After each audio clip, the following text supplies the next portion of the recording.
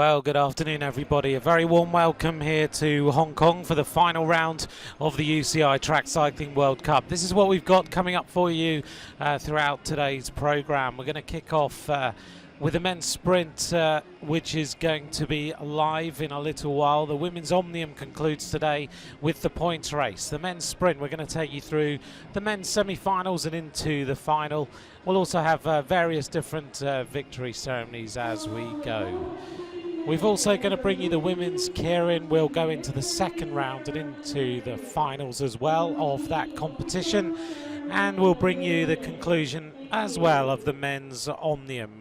We'll bring you a little summary and into the points race and straight to the victory ceremony at the end of that.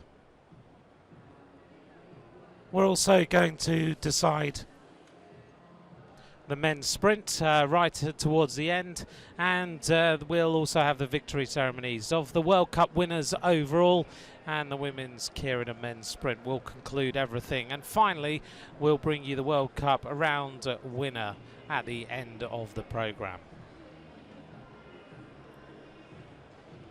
So here we are in Hong Kong, looking across this magnificent track, pretty new facility. And we're going to start off by taking a look back at the women's team sprint. And here we are with the bronze medal ride-off. This is the Spanish squad of Calvo and Casas, and they were up against O'Brien and Sullivan for the bronze medal.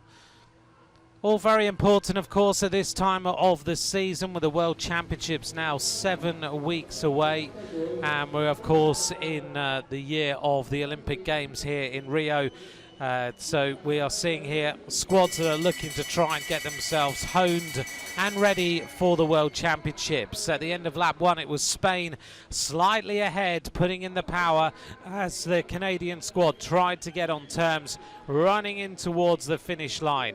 But this very experienced squad of Calvo and Casas hitting the line there in a time of 33.541, and they took the bronze medal.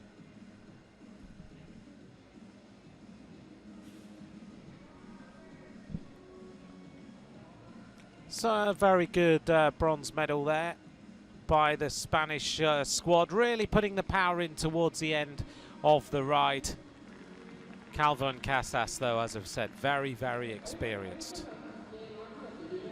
This track very, very interesting in terms of the way it rides, and we'll talk a little bit about that as we get towards the real big bunch races, because we'll get a real chance to see how the riders are racing on the track and the different lines that they are taking. But in summary then, Spain took the bronze medal, 33.541. The Canadians 33.658 in fourth place.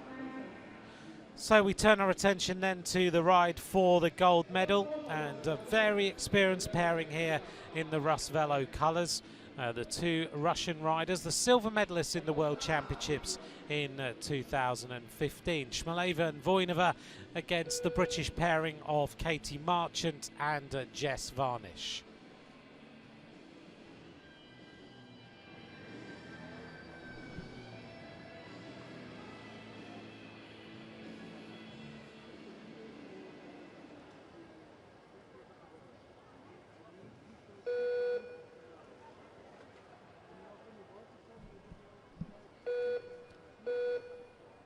The British squad then on the right-hand side, the Rus Velo squad on the left-hand side, really looking to put the power on. And Voinova and Shmuleva, the silver medalists, as we mentioned, in the World Championships in 2015. Voinova very, very fast, the world champion in the 500-metre time trial. And as we can see, Britain just 0.350 down as they went through the opening lap.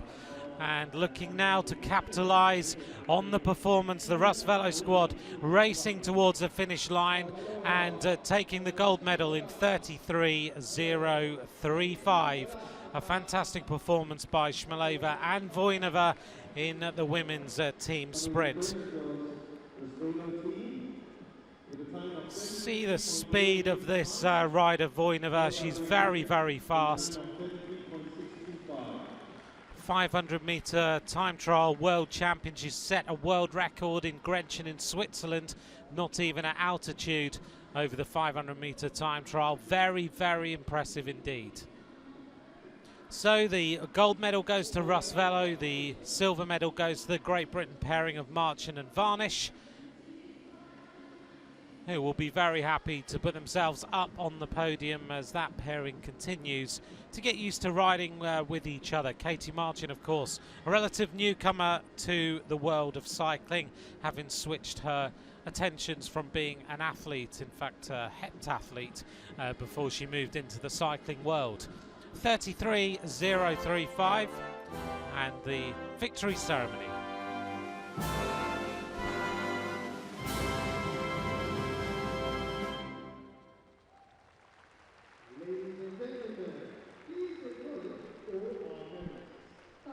There's our podium then in the women's team sprint. The Russ Velo squad taking the gold medals. The silver goes to Varnish and Marchand, and the bronze goes to the Spanish team.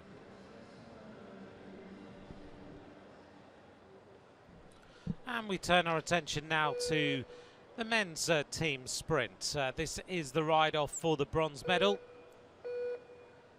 And it is the Russian squad up against the Australian trio of Hart, Lewis and Constable. So an amount of power, 3 riders here, 3 laps of the track to decide who takes the men's team sprint. And the Russian squad looking fast, but the Australian team opening up with a very fast opening lap, looking very, very good indeed. Now Lewis really turning the pressure on as he tries to put his final rider into the run into the finish line to take this bronze medal. The Russian squad starting to come back here at the Australians, just losing the line a little bit on the run into the finish, and Russia win in 43.910. They take the bronze medal.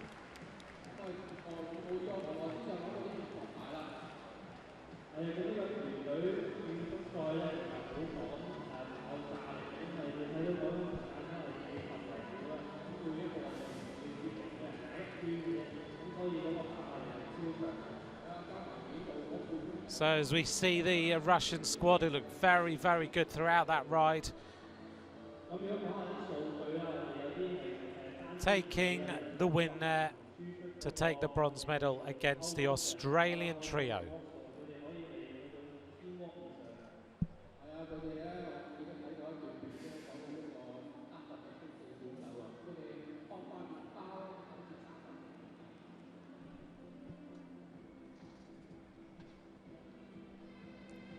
Well, it's been a little time since the British squad have got everything really together in the team sprint, but they seem to be coming onto good form on the run into the World Championships. Of course, Great Britain, the Olympic champions in London 2012. Hard to think that that was 4 years ago.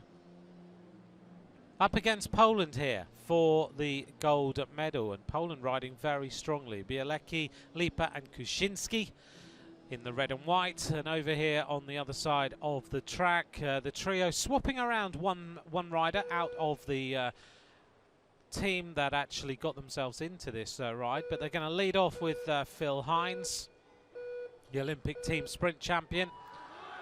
Very, very fast indeed, an opening 17.2 for the first lap in New Zealand in the World Cup.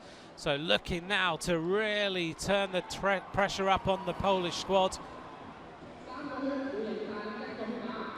Running in now to the conclusion of that lap, a 17.4 by Phil Hines.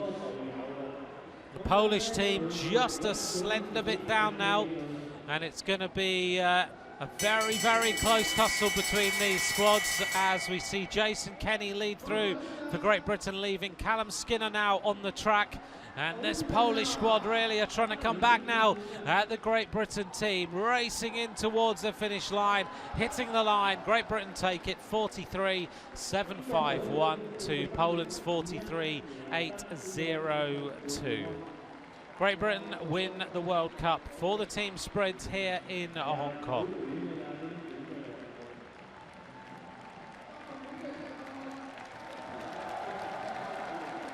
Well, the crowd's appreciative of the performance there of those two different teams, getting to know their track cycling very well over the few days here in Hong Kong.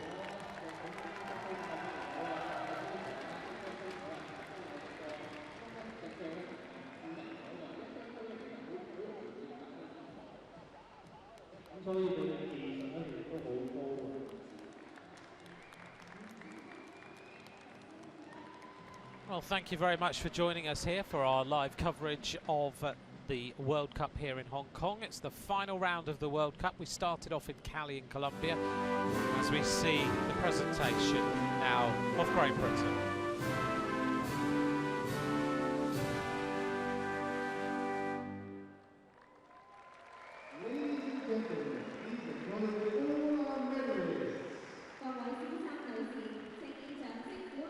There's our podium then. The Russians take the bronze, Poland take the silver, Britain take the gold.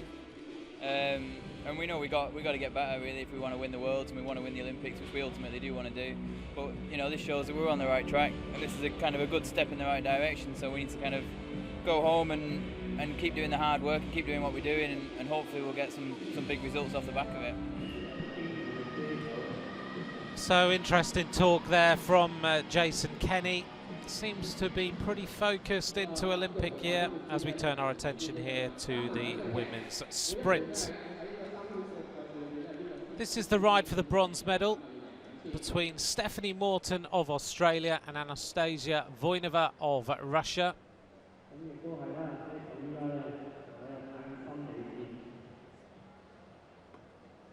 Voinova in the red, leading Morton here.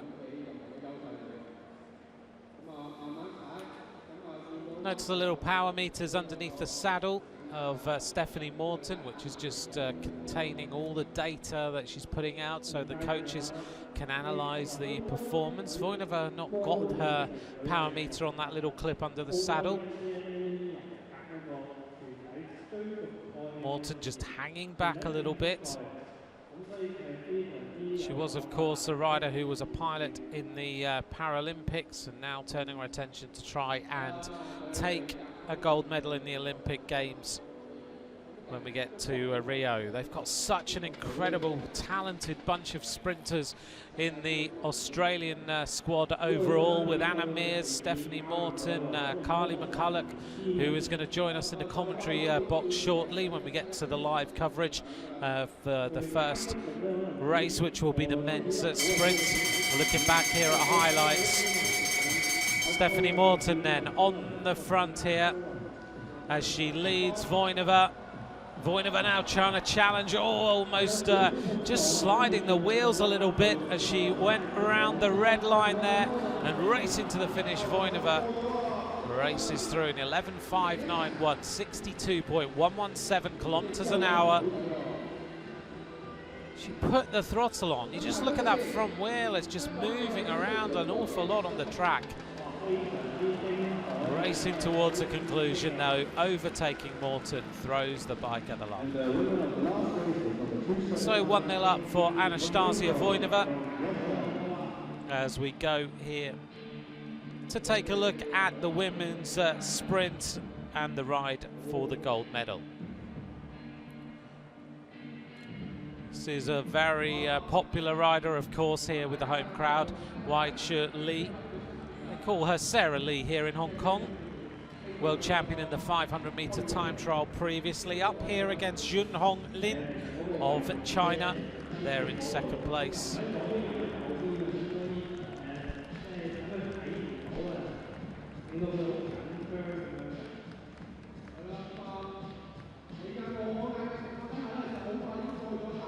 White Shirt Lee going to the bottom of the track then to try and manoeuvre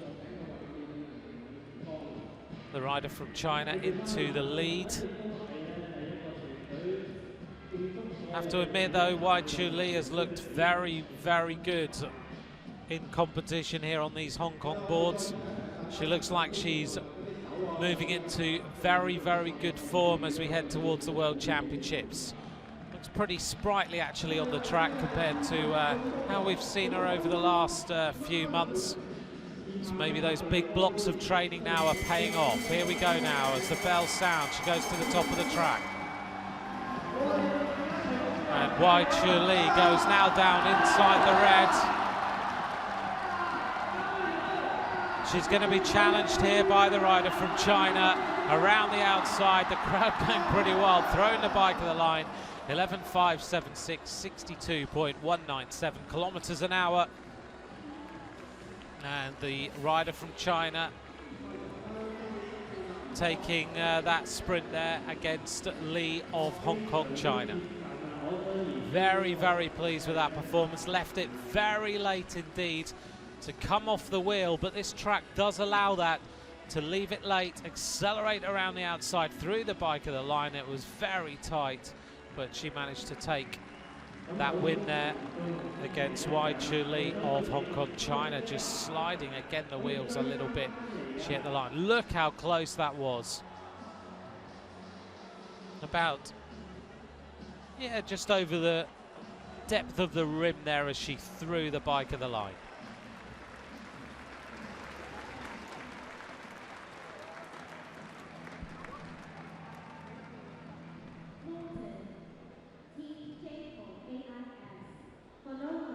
And we turn our attention back then to the highlights here of the women's sprint between Stephanie Morton and Voinova.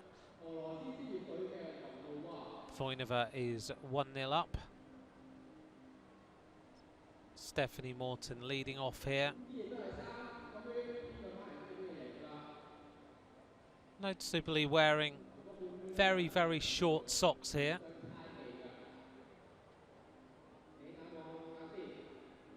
There is a little bit of thought now that maybe wearing no socks at all can be more aerodynamic than wearing the socks like Voinova's wearing. So maybe a little bit of testing going out here.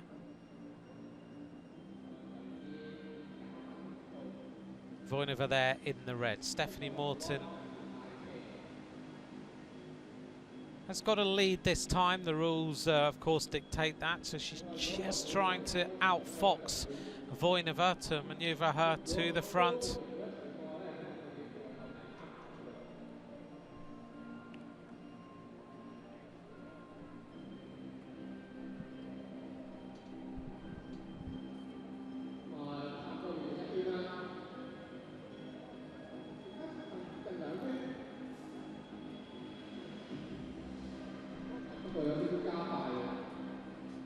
Stephanie Morton then leading here.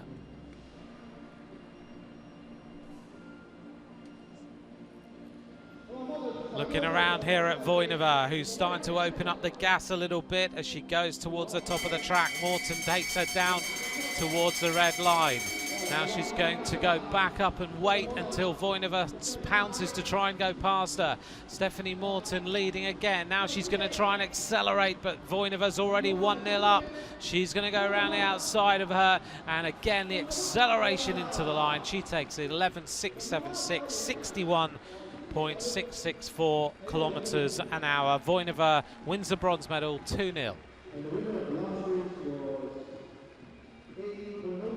Real acceleration around the top there by Voinova. Morton really didn't have any answer to the power of the Russian rider.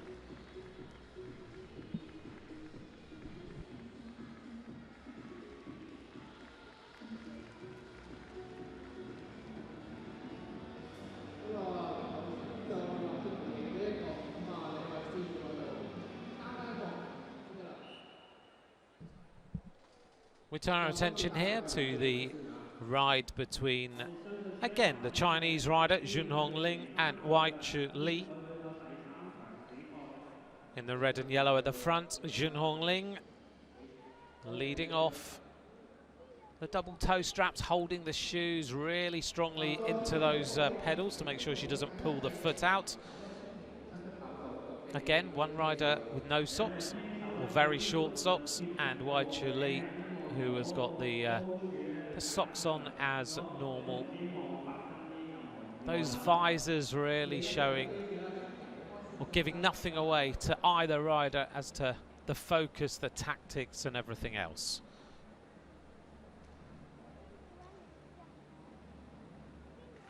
So Wai Chu Li has to win this one to put herself in now with a chance of winning this gold medal in front of her home crowd. Just hanging back a little bit. Jun Hongling has to lead. Again, the Chinese have a little bit of a conundrum as to who they're going to select for World Championships and for the Olympic Games. They've got so many sprinters. I was talking to Guo Shuang and she said, you know, it's not even sure that she will definitely go to the Olympic Games yet, and she's one of the most experienced members of this Chinese squad. That is the might of these nations now. They've got so much talent coming through. So now the crowd starts to erupt. They want to see Wai Chu Li win this one and go through to a decider. The acceleration happens. Jun Hongling keeping an eye on Wai Chu Li all the time. Dives down inside the red line, down at the bottom of the track. Now the acceleration goes on as Li goes around the top to try and use that bank into good effect. Almost there, doesn't quite make it. Was out of the saddle just a little bit to try and get on terms. But Jun Hongling is the winner, 2-0 in the women's sprint.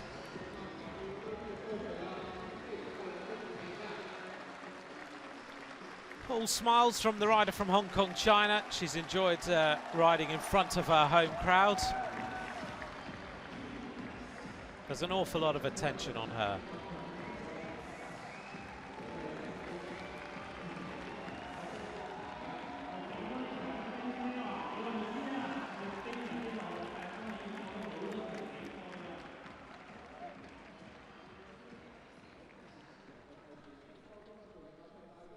Well, don't forget, we will be bringing you the men's sprint semi-finals live shortly to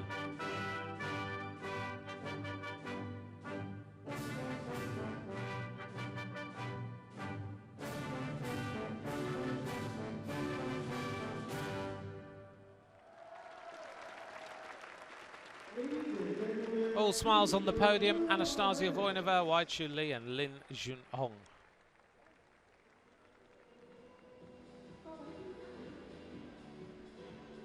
So a lot of action during this World Cup as we take a look now at the men's team pursuit.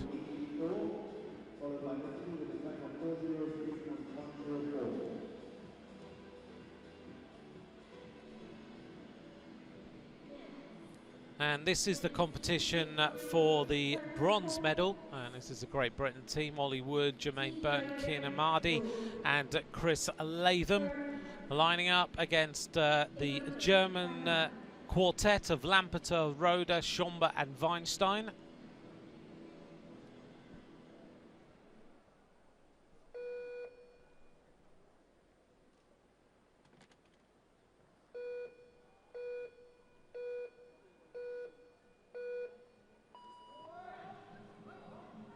Well, the Great Britain team has changed significantly all the way through this season. They've swapped riders in and out. They've even had Mark Cavendish has been riding the initial round of this team pursuit, and now is focusing his attention onto the Omnium contest. So, can they produce a performance here against the German squad, who've also looked very, very sharp indeed? And the German quartet, extremely strong. Germany have got a great tradition of team pursuit and of course team sprint. As we go through the opening 500 meters, the Great Britain squad just a little bit up. The final for the gold medal will be between Australia and Denmark. Both those teams have been looking very, very good indeed. But the Great Britain team down to 3 riders now. Not a surprise that they have dropped 1 rider as we go through the 3,500 meters point in 3:30. And it's very, very close between these squads, but Great Britain about a second up now on the German group of riders as we head towards the finish line now.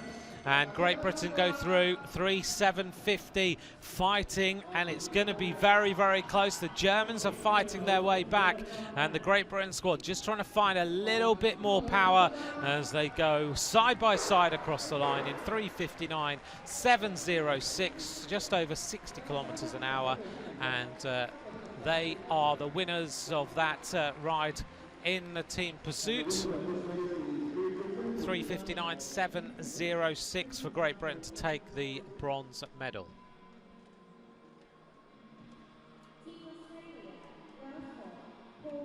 The German team 4:00.608 as we take a look here at the ride for the gold medal. And the Australian squad here of Welsford, Scotson, Porter and White. Pretty young squad here for Australia. Scotson, of course, a bronze medalist in the World Championship team pursuit in 2015. Up against here a Danish squad of Larsen, Madsen and two Pedersens. And the Danish squad always go out very, very hard. And at times it can go a little bit awry just in the final kilometre. Let's see whether they can ride consistently through the 4,000 metres. They will try to put Australia in some trouble in this 4,000 metre ride. But it comes down to whether the Australian team can just hold their nerve when the Danish squad, without doubt, will go ahead in the opening 2,000 metres. But Australia in the colours of the World Cup leaders, all in white. Danish squad looking very, very well drilled through the 500 metre point. And as we expected, the Danish squad going very, very fast. And the Australian team just riding to their schedule.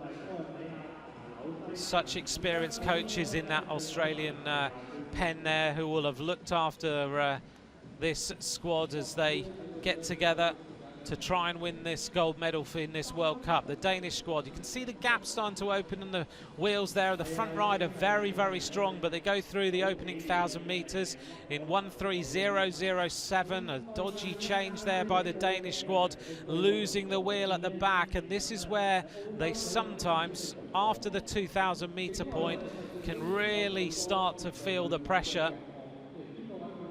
But so far, still got 4 riders intact, and the Australian team looking very consistent here. Still about a second down, but 2,500 metres, 0.683, as the Australian squad now look to try and bring that deficit back against the Danish squad, who now are starting to look a little bit more ragged than they did through the 3,000 metre point, and Australia are coming back. It's 0.144 between them and the Danish squad, and you can see the gap opening up at the back of this group of riders here as the Danes really desperately try to hold this one on. But Australia now going ahead. They've got Denmark on the ropes, Australia turning up the tempo, and it's going to be a gold medal for the Australian squad.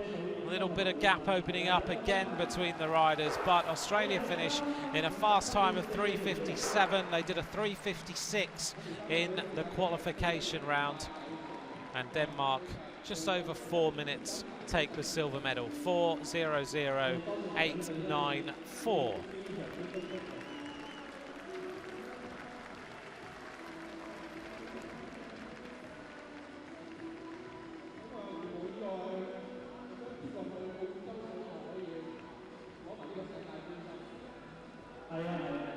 So Australia 3:57, 4:61. Here we are. So yeah, we're really happy, and we rode, I think, above and beyond our experience, really. Yeah, we didn't make any major mistakes out there and put down 3 solid rides.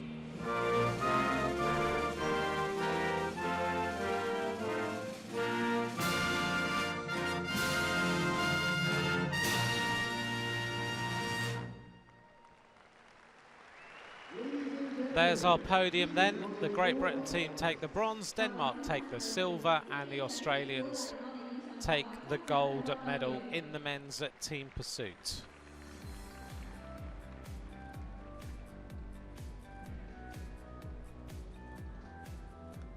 And here we are then in the track. We've seen the highlights of the various different races that we've seen over the last few days.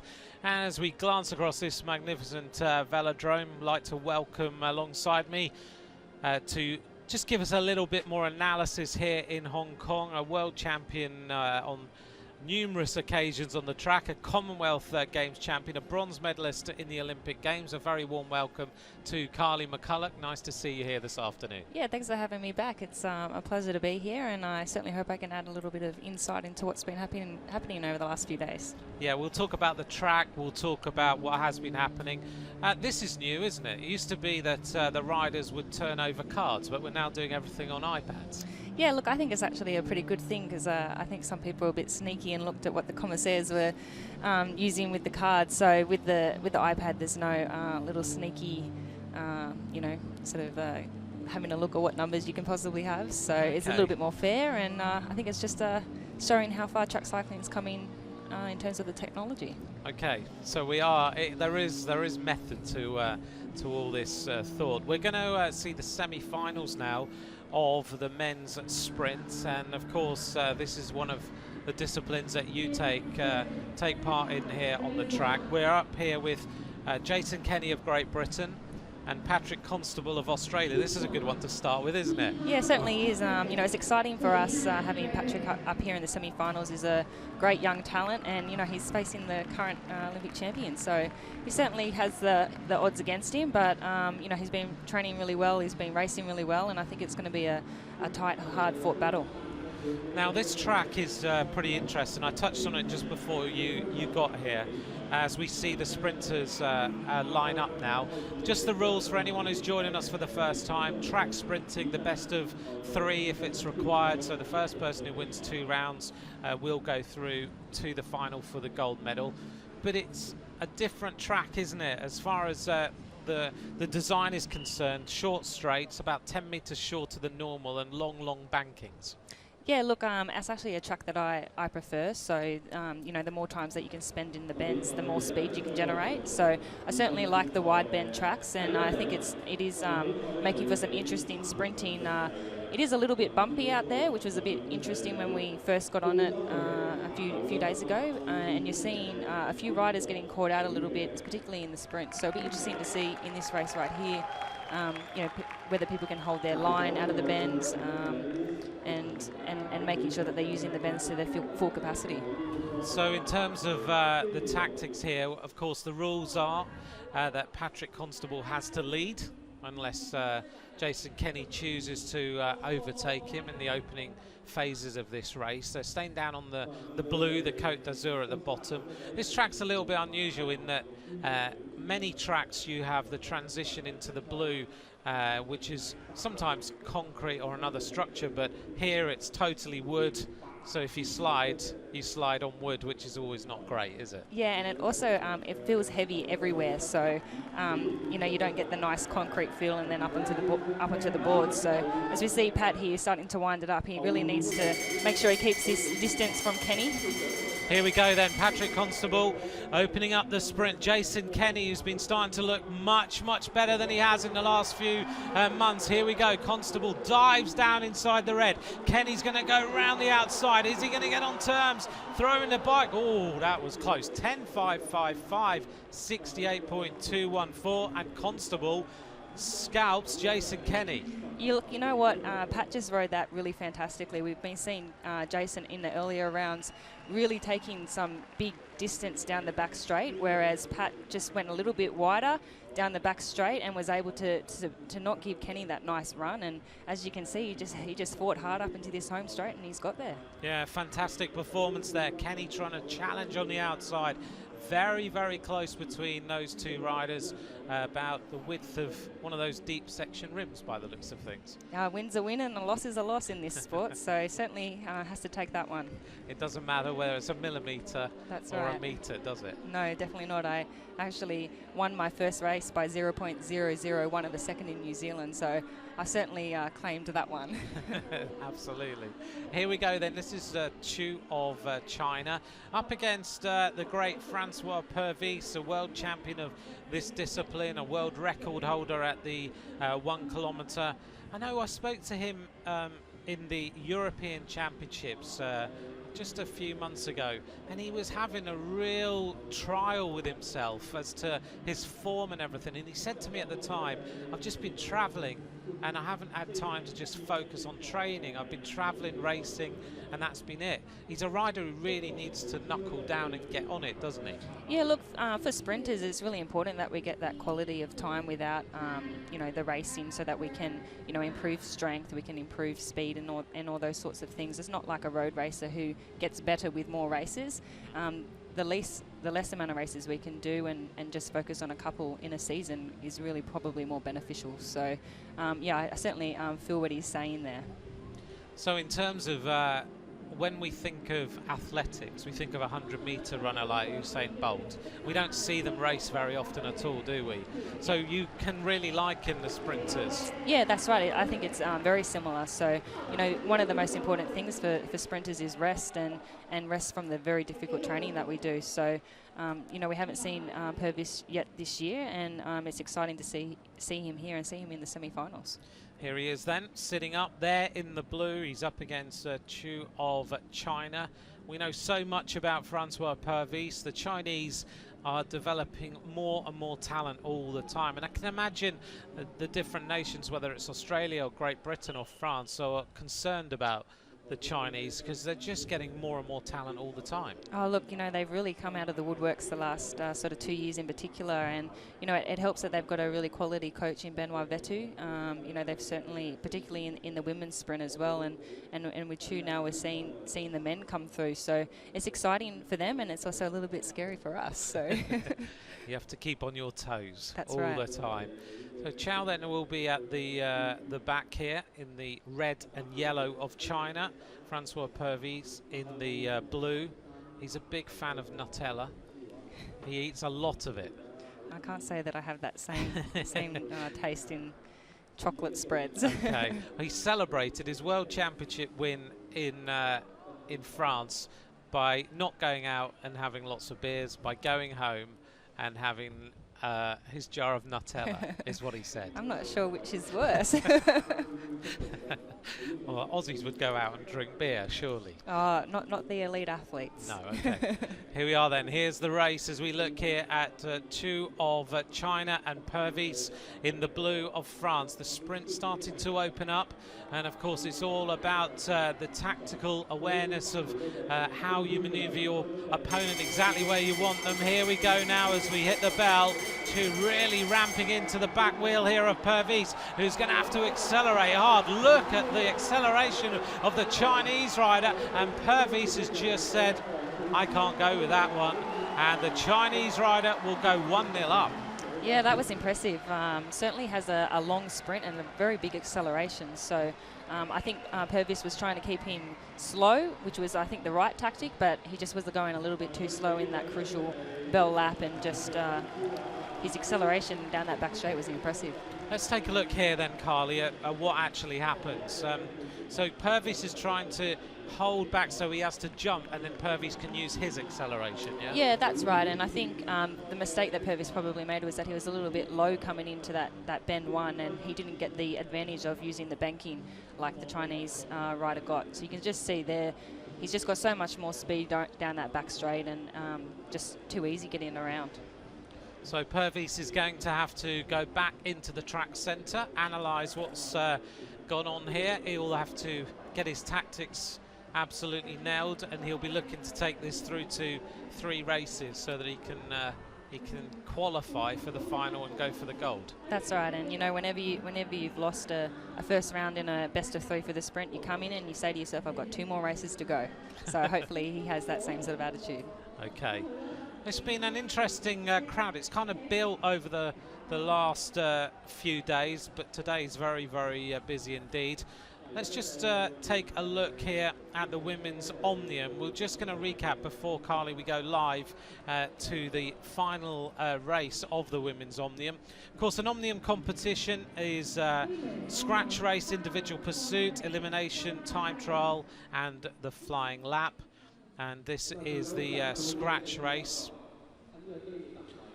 And a scratch race here with the big bunch of riders all involved.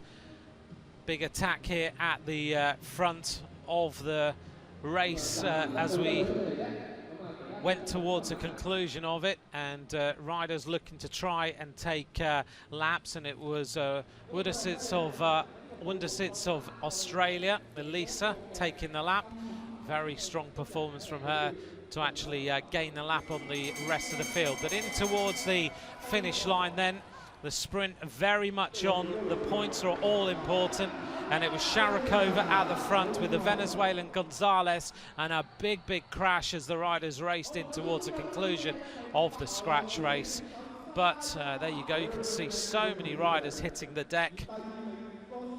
Amelie Diedrichsen, the rider from Denmark, sliding all the way from the top of the banking on her front. Very painful indeed. And of course, not wanting to do that in the opening round of a omnium competition. That was Jolien Dora who was down on the ground. All the riders were okay, but the track took a long time to repair, and it was Wundersitz who took the overall win. That track's been a bit of a mess ever since. Yeah, look, that was a good half an hour break before they got the next event up on the track. You can see the gouges in the track there. It was a really nasty crash. I actually spoke to Jolien Dora just before, and she's broken 2 ribs and she's still racing, so wow. Yeah. Tough bike rider. Jolien Dora, one of the top road riders in the world, of course. As we take a look here now at the individual pursuit, and this is Laura Trott, the Olympic champion, up against Sarah Hammer, the silver medalist in the Olympic Games. And these two real adversaries on the track as far as the Omnium contest is concerned. But Sarah Hammer really was on very good form in this individual pursuit. She is, of course, a multiple world champion at the individual pursuit, and she beat Laura Trott quite convincingly, and that really put her morale sky high. Good performance there by Sarah Hammer. Yeah, look, you know, she's just a strong, big powerhouse, and you can really see that also mostly in the timed events. She's just got such a huge sprint on her as well, so she definitely suits the Omnium very well. So after 2 races, it was equal on points between Sarah Hammer and Laura Trott, and we turned our attention then to the elimination race. This is the elimination. Of course, all the action goes on at the back of the string. And the riders led off there by Laura Trott. 4 riders here left on the track. And after you've been told there by Carly that Jolien Dora's got 2 broken ribs, she was still involved in the action at the front in towards the conclusion of this race. But Laura Trott and Sarah Hammer really going shoulder to shoulder all the time, getting rid of Jolien Dora, but finishing 3rd in the elimination race, which is pretty spectacular considering how injured she is. But it came down to this final run into the finish, and Sarah Hammer trying to take a big march on Laura Trott. She tried to go from nearly 2 laps out, but finally Trotty reeled her in, got on her wheel, waited, and then running into the finish line, they went again shoulder to shoulder, these 2 riders. Laura Trott somehow just squeezing through to take, I think, one of the most thrilling elimination races I have seen in the women's Omnium ever. Fantastic race. It certainly was, and I really actually liked Sarah Hammer's tactic there, because a lot of the time they just swing up the top of the track and, you know, sort of cat and mouse it, but Sarah Hammer was just wanted to go and just gave it a best shot, and unfortunately just couldn't quite hang on in the end there. So Sarah Hammer was in 2nd place at this point then, with 2 points deficit on Laura Trott, as we took our attention then to the time trial, the 500-metre time trial. This is earlier on this morning, and Laura Trott and Sarah Hammer, of course, looking to score as many points as possible to put themselves in a good position of winning this Omnium competition. So flat out, Hammer was looking good, but Laura Trott started to accelerate into the finish. Hammer all over the bike, really trying to get all the power out. She doesn't look smooth on the bike at all. It's all about just pure power, and Trott won it in 35.842 against Hammer, 4th fastest in that competition. which left the standings looking like this. 12 points now, the advantage for Laura Trott after 4 events. Sarah Hammer in second, and a great performance by Laurie Burton to move herself, having finished second, into the 3rd place. And we moved on then to the flying lap. Again, another good day for Laurie Burton. This French rider is looking very, very good indeed as far as the Omnium contest is concerned, racing into the conclusion of her flying lap in 13.993, 64 kilometres an hour, top of the leaderboard for Laurie Burton, which leaves the standings after 5 events looking like this. Laura Trott leads, Sarah Hammer in 2nd place, Laurie Burton in 3rd place. And we're going to join in now to the women's Omnium. The riders have got about 90 odd laps of racing to go. And so they're all up now. And it's all, Carly, all about how many points you can score in the points race as to decide who takes the overall win in the Omnium competition. It used to be that you scored the lowest number of points and then you finished with a 500-meter time trial. Now everything's been flipped around, and it means that we know all the riders are on the track, we know how many points that we've got, and the more points you score, the higher up the leaderboard you go. That's right, and I think it makes it a little bit more interesting. You know, someone who's a little bit down in the rankings could take a couple of laps and all of a sudden they've got, you know, quite a lot more points than what they started the points race with. So it always makes for an interesting conclusion to the Omnium, and I think we're going to see a few of those riders a little bit down the list going for laps. So the girls are going to have to be watching closely, and I'm sure that they've got the people that mark that they need to mark, and we've got 90 laps to go, and let's see what happens. Let's see what happens then. And of course, just to remember that there are 20 points if you take a lap on the field, which is so very, very important. So if you are way down the standings, like Sarah Hammer is 2nd place, 162 points right now. She takes a lap and Laura Trott doesn't. She's up there, top of the leaderboard. As we see the sprint going on, and it is the Italian rider, Simona Frapporti, who is the rider who takes the points there to continue to try and accumulate as much as possible. So Frapporti took 5, Diedrichsen took 3, Kirsten Wheel took 2, and Gonzalez took 1.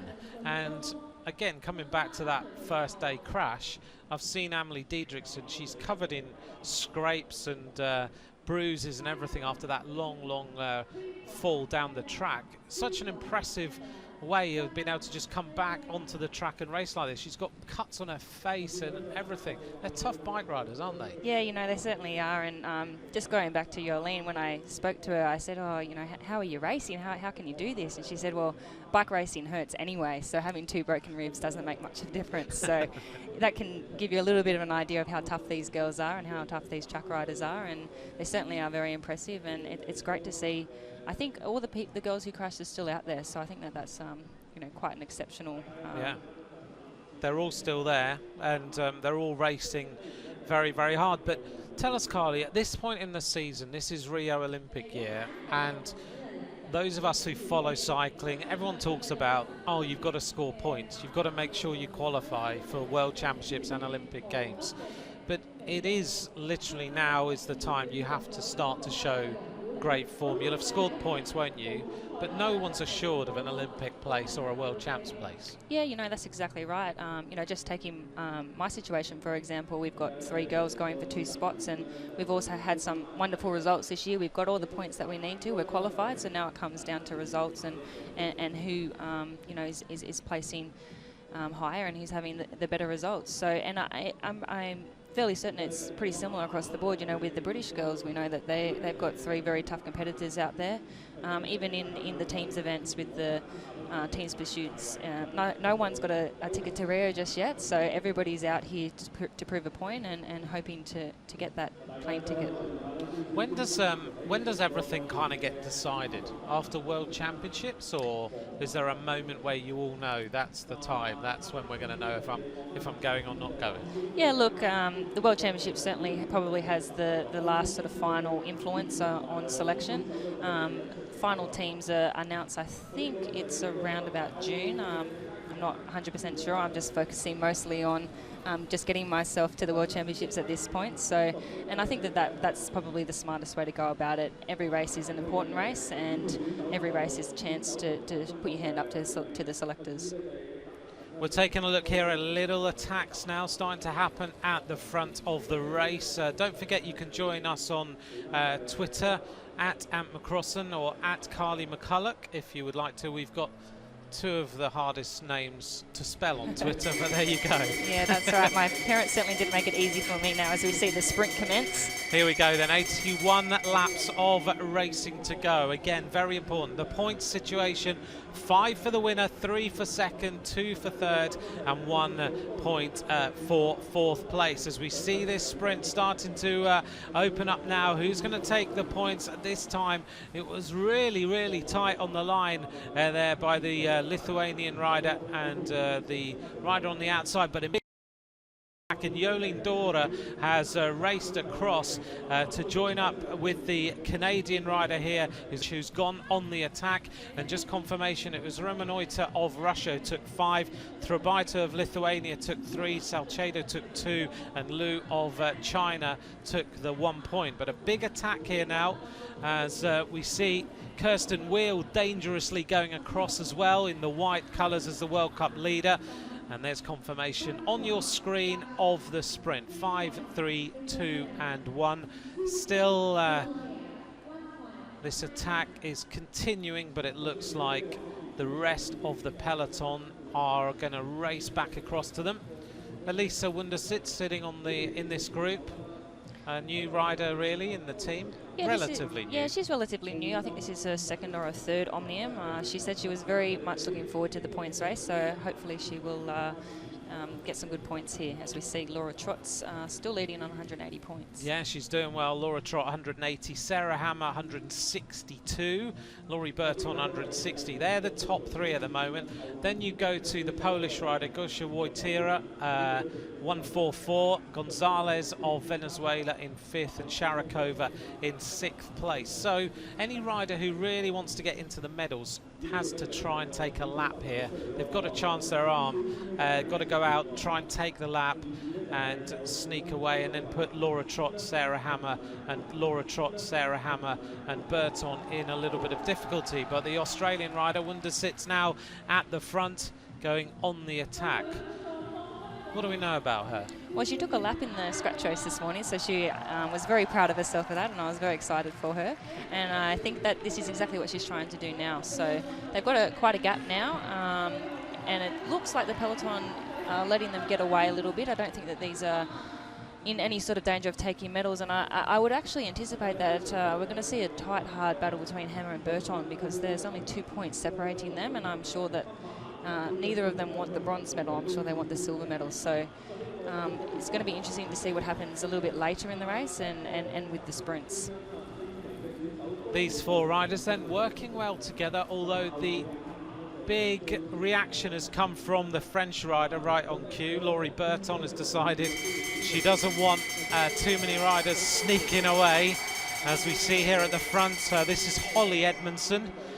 No relation at all, she's a New Zealander, to Nettie Edmondson, who of course is a world champion at the Omnium as well. Not riding, but did win the stage of the Tour Down Under a little while ago. As these riders race to the sprint point, and it's the rider from Hong Kong, China, who of course raced through. That is Zhao, who took the points there to the delight of the crowd. 5 to her. Salcedo of Colombia took 3, Edmondson took 2, and Wundersit took the 1 point.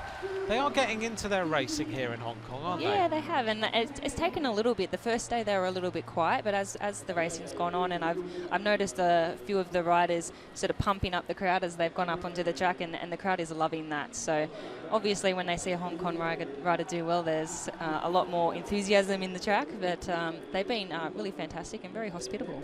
I'm just looking now away from the camera. These 4 riders, having almost been caught, are now working their way to the back of this peloton, and this is a pretty dangerous attack now from these riders. So a very, very good move, and if they catch them, then the Hong Kong the Hong Kong crowd are going to go pretty wild when they see that they are going to lap the field. Very impressive performance from this quartet. Yeah, certainly, and this is the ideal situation when you want to take a lap. You've got a few people out there so you can have some rest, and the peloton is not really doing much at the moment. They keep swinging up the track. There's no one really committing, so I think they're going to get the lap. Well, in terms of the overall position, Beveridge is the highest placed rider, who went on the attack earlier, and in terms of this group of riders, the highest placed rider's Zhao in 11th place, 95 points, but now gets 20. So those 4 riders, Wundersit, Salcedo, Edmondson and Zhao, have caught the field, so they get 20 points. That's going to move Zhao up into 5th place, which is a good shift up that leaderboard, although still got about 29 points to get up there on the into 4th place, but just shows it can completely change a race. It certainly can, and actually fighting for these minor places is really important in an Olympic year, so getting that lap could actually do really good things for qualification for the Hong Kong team, so it may have been a very important lap that she just taken. Well, that's good to know. So every point counts for the country and for the individual towards qualification for different championships. That's right, and it works a little bit differently for World Championships and the Olympic Games, but it's really important that you're placing as high as possible on a regular basis so that you are getting the points necessary to get yourself just to the event. It's all, it is pretty more pressure than you ever realise, really, as far as these riders competing are concerned. This is the 2 riders at the front, Trubaita of Lithuania and Romanoita of Russia, the 2 riders on the attack, but Jolien Dora is racing across to catch these riders and looking for the points. Does she get it? Almost does, but I think it was the Russian rider, Romanoita, who took the 5 points, who's going to press on now and try and continue with this attack. Dora took 3, Trubaita took 2, and Anna Kanauer of Germany took the 1 point, and it looks like they've decided that that attack isn't going to continue, and they're now back in the peloton, leaving the overall standings. Remember, that's what we're looking to try and find, who's going to win this Omnium. 6 races over 2 days. Laura Trott, Sarah Hammer and Laurie Burton are our top 3. There's confirmation that Zhao has moved into 5th place with 115. Equal on points with Gonzalez, and Gosia Wojtyła is there in 4th place for Poland. She's really the big danger rider, isn't she? If she can take a lap, then she will move herself up into the bronze medal, in fact the silver medal position right now. Yeah, that's right, and we haven't really seen too much from the top 4 just yet, so it's going to be interesting as we see Wojtyła just at the front there now. She's looking to follow her wheel, I expect. Then you can see Hammer's very close behind, so is Berthon, and then there's Trott following. So I think it's going to be a little bit hard for them to get away, and it looks like they're just marking each other for the moment. It's difficult, isn't it? When the points are relatively close like this, you've got to decide, right, how many attacks have I got left in the legs? Am I going to have the ability to go away and take a lap? And these riders do make things look very simple, don't they, as far as acceleration and getting away is concerned, but this is not easy. No, it's not easy, but as we see the Chinese rider now trying to take a lap on her own, it's certainly not an easy thing to do.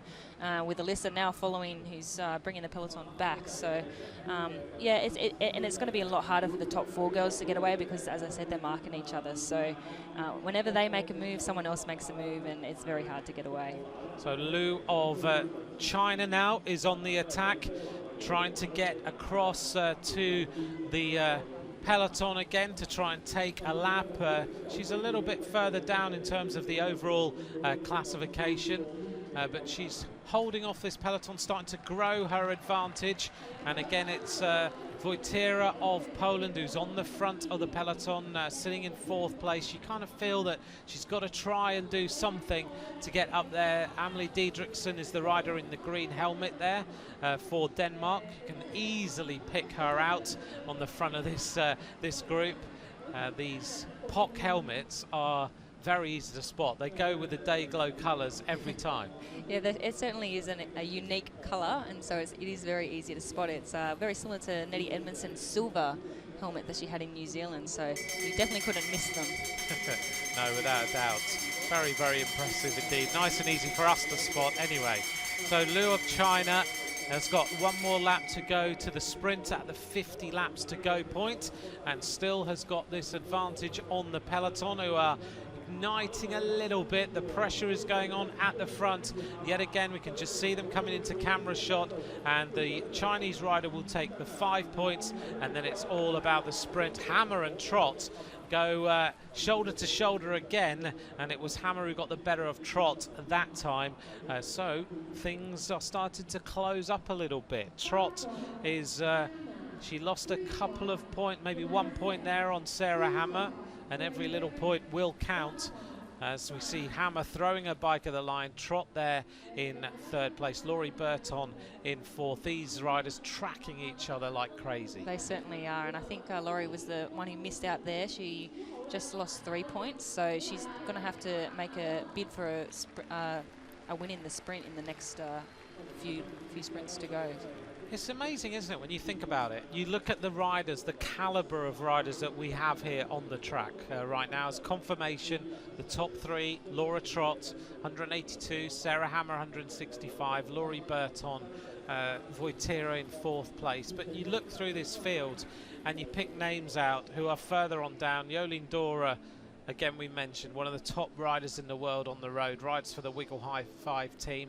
They've just changed their name. Anna Kanauer, another fantastic rider.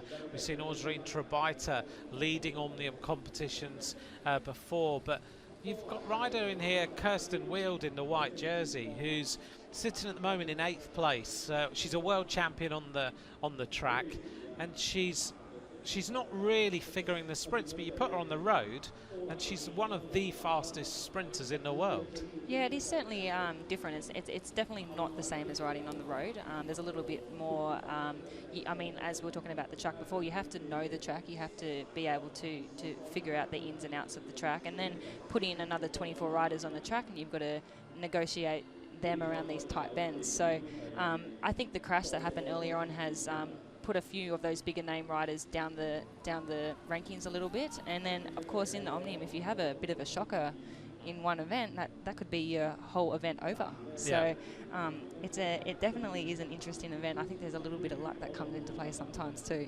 Yeah, I was talking to Laura Trott a couple of days ago, in fact the day before the Omnium started, and she said, God, you know, I've got 6 events coming up. I've already ridden a team pursuit, and I've come all the way across here from Britain. I'm maybe not recovering from jet lag the way I normally do, and it's not easy, is it? No, it's not. You know, and you know we only arrive a few days before, and again, every track's different, and so you have to assimilate to that track. You have to assimilate to the time zone. You know, as soon as you step off a plane, you've got your plane legs on, so you have to wait for your legs to come back. So it's definitely not an easy job. As we come up to the bell lap now with a gap of 3 riders. So 3 riders then on the attack. It's Trebajta on the front from Lithuania. Didriksen is the Danish rider who is in here as well, and Sukagoshi of Japan is the 3rd rider in this group, who is lying 11th overall. Didriksen squeezing through to try and take the points. Trebajta just scoring more and more points all the time, just trying to accumulate, move herself back up the standings a little bit. Oh, it was very close between Didriksen and Trebajta, throwing their bikes to the line to try and take the maximum points. We haven't got confirmation yet as to who took those points. The judges are down there in the middle of the track looking at the photographs and or the digital imprint, and taking a look and trying to decide whether Didriksen managed to get her wheel across the line first or whether she didn't. We'll get that result in a second. This track's about what, 7 meters wide, so yeah, I think it's about 7.1. Yeah, so that's pretty standard across the world these days. Yeah, most tracks around about 7. I think the French track last year was about 8 meters, wasn't it? Yeah, and I liked that. I like it when it's a little bit wider because there's more banks to come off. A sprinter likes to go as high as possible. That's right. And dive down. So Didriksen is we're being told, is the rider who took the points that time. So she takes 5, Trabita takes 3, Tsukagoshi of Japan took 2, and again Yolene Dora takes 1 point. Very, very impressive performance by Yolene Dora. Her Wiggle High 5 team will be worrying though about rib injuries, because her big focus will be, I'm sure, looking to win the classics. Again, as we see Trot leading still 182, Hammer 165, Laurie Burton with 161. And it is a worry, isn't it? Because she's a valuable rider on the road. Yeah, she certainly is, and I think she was saying it's about 6 weeks, and then obviously in that time you've still got to keep training, so that could impair on the recovery time. So hopefully it's not too long for her, particularly considering that the World Championships are around about 6 weeks away, and then of course the road season starting before Rio 2016. So I hadn't realised that she had broken those ribs, because I've been watching her. She has been managing recovery, the best rider of any in this track. She's been sleeping, listening to her headphones pretty much, and having a massage after every single race. Yeah, all the way through. Certainly are looking after the Belgian team very well. They've got Anthony Poles down there, their physiotherapist, and you know, recovery is the most important part about backing up for races. And if you're not recovering properly, if you're not having the right nutrition, then you're just not going to be able to back up. Particularly in this event where there's 6 races, it's over 2 days, it's long days at the track. You need to be doing all those small things right. 32 laps to go. We're getting towards the conclusion of this Omnium competition, and we're getting the bell now for the next sprint. So it's Alison Beveridge being challenged by Fraporti in the blue of Italy, going around the top there to try and challenge Beveridge. Beveridge right now is lying 9th overall, as the Russian rider Romanoita tries to move up as well, and Laurie Burton is challenging. Sarah Hammer realises that. Oh, that was an important sprint. That was a very important sprint, and you know, we've seen that Laurie has great speed from winning the flying lap, and she certainly showed that speed again there. So let's just see. Ooh. Yep, she's got there. Cool, that was a fantastic sprint. Very, very important.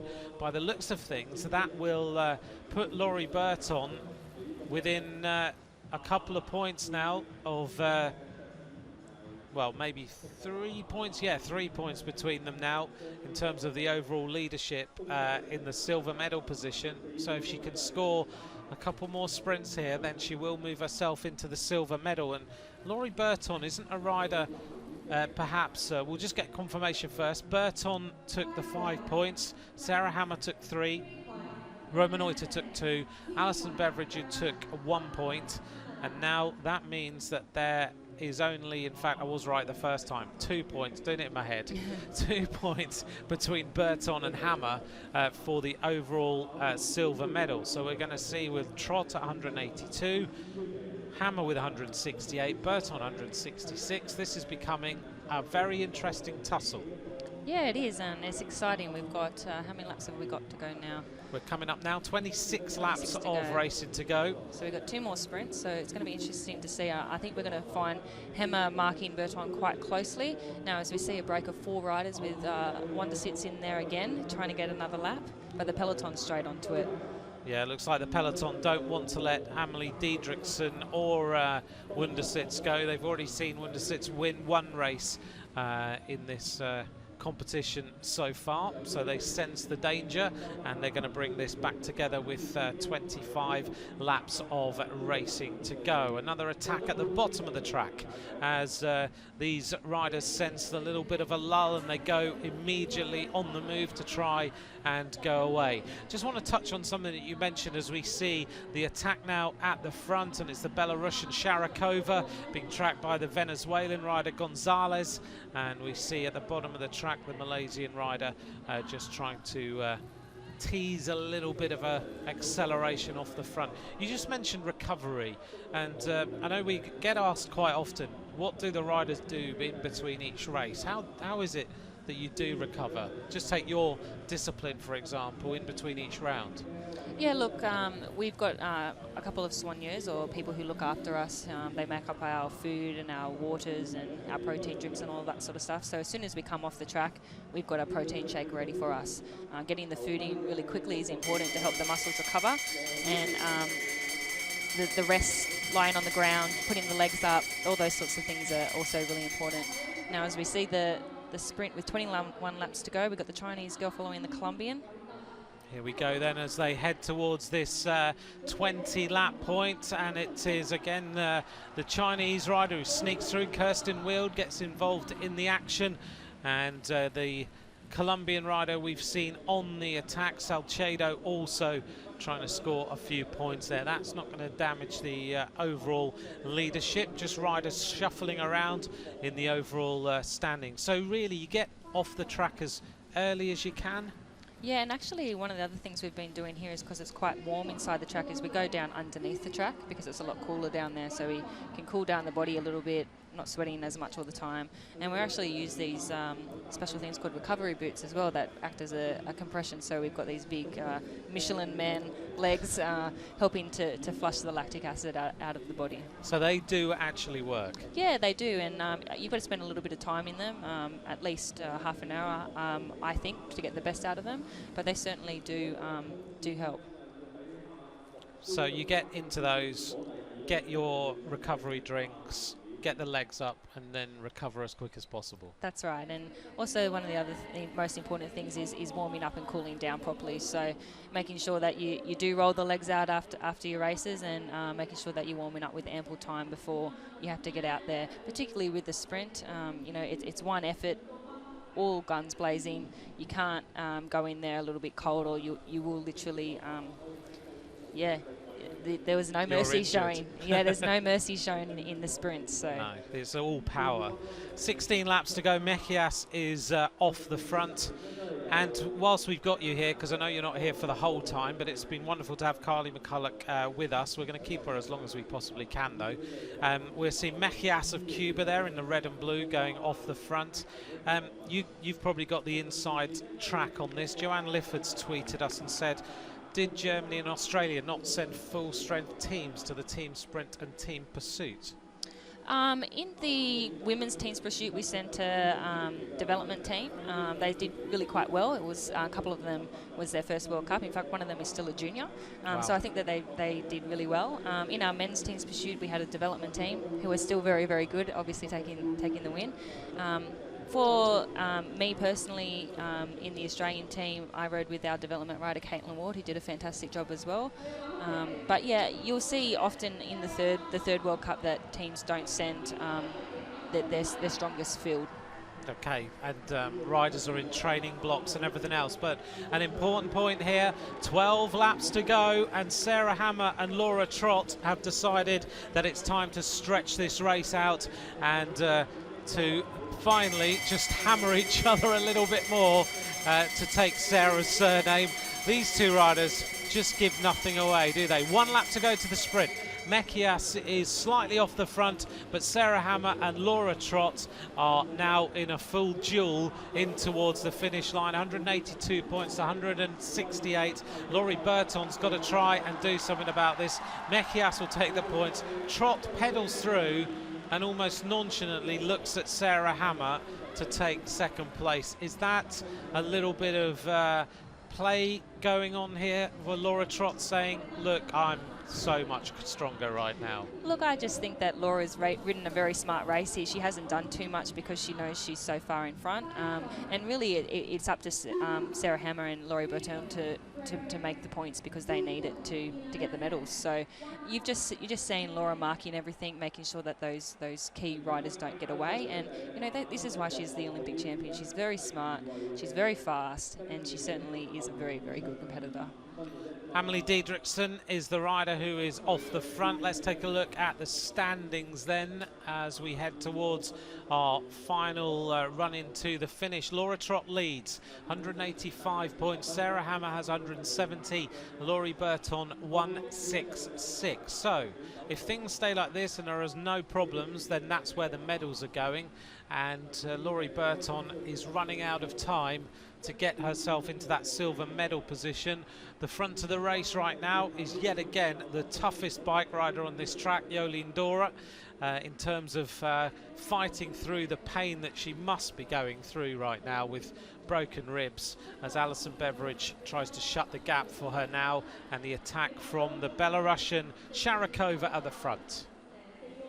6 laps to go now, so it looks like our medals are pretty much being decided here. Sharakova always likes to go on the attack, and she's trying to open this one up so she can get the final sprint of tonight's racing here in Hong Kong. 5:15 in the afternoon, evening, as we get towards the conclusion of this World Cup. So Sharakova, then Jolien Dora, Kirsten Wild, Amelie Diedrichsen, a double world champion on the road, an impressive, talented young rider, rides for the Bowles-Dolmans team, the team of Lizzie Armistead, the world road race champion, but still these riders continue to try and score as many points as they possibly can, as we see Lira Olavarria, the Spanish rider, go on the move now with 3 laps to go. So we're about 7 weeks from the World Championships, and it looks like Laura Trott is on top form. And as Sharakova leads, Laura Trott now is on the front of the peloton, and I think she's going to try just to give everyone the final sword. She's going to say, I'm going to win the final sprint as well. Here we go. Yeah, it certainly shows her class, and you can hear in the crowd there's a strong British support here. As she's leading out this sprint, she's overtaken the Spanish girl, and now she's chasing down the Belarusian. Don't think she's going to get the Belarusian. No, Sharakova's got around about a quarter of a lap. Laura Trott now is going to race through here and is going to take second place, and she wins the Omnium here in Hong Kong without any shadow of a doubt. She's going to be quite a few points ahead at the end of this race. So the Olympic champion again wins the Omnium. She's trying to recover. It was definitely a big effort at the end there. And some very fancy shoes she's got on. You've noticed that? Yeah, I quite like them. I might have to ask her where she got them from. Obviously designed. She's probably designed them herself. She's done a good job. She has. Well, that was a fantastic 6 rounds of racing. Laura Trott finished 5th in the scratch race, 2nd in the individual pursuit. She won the elimination race. She was 4th in the time trial.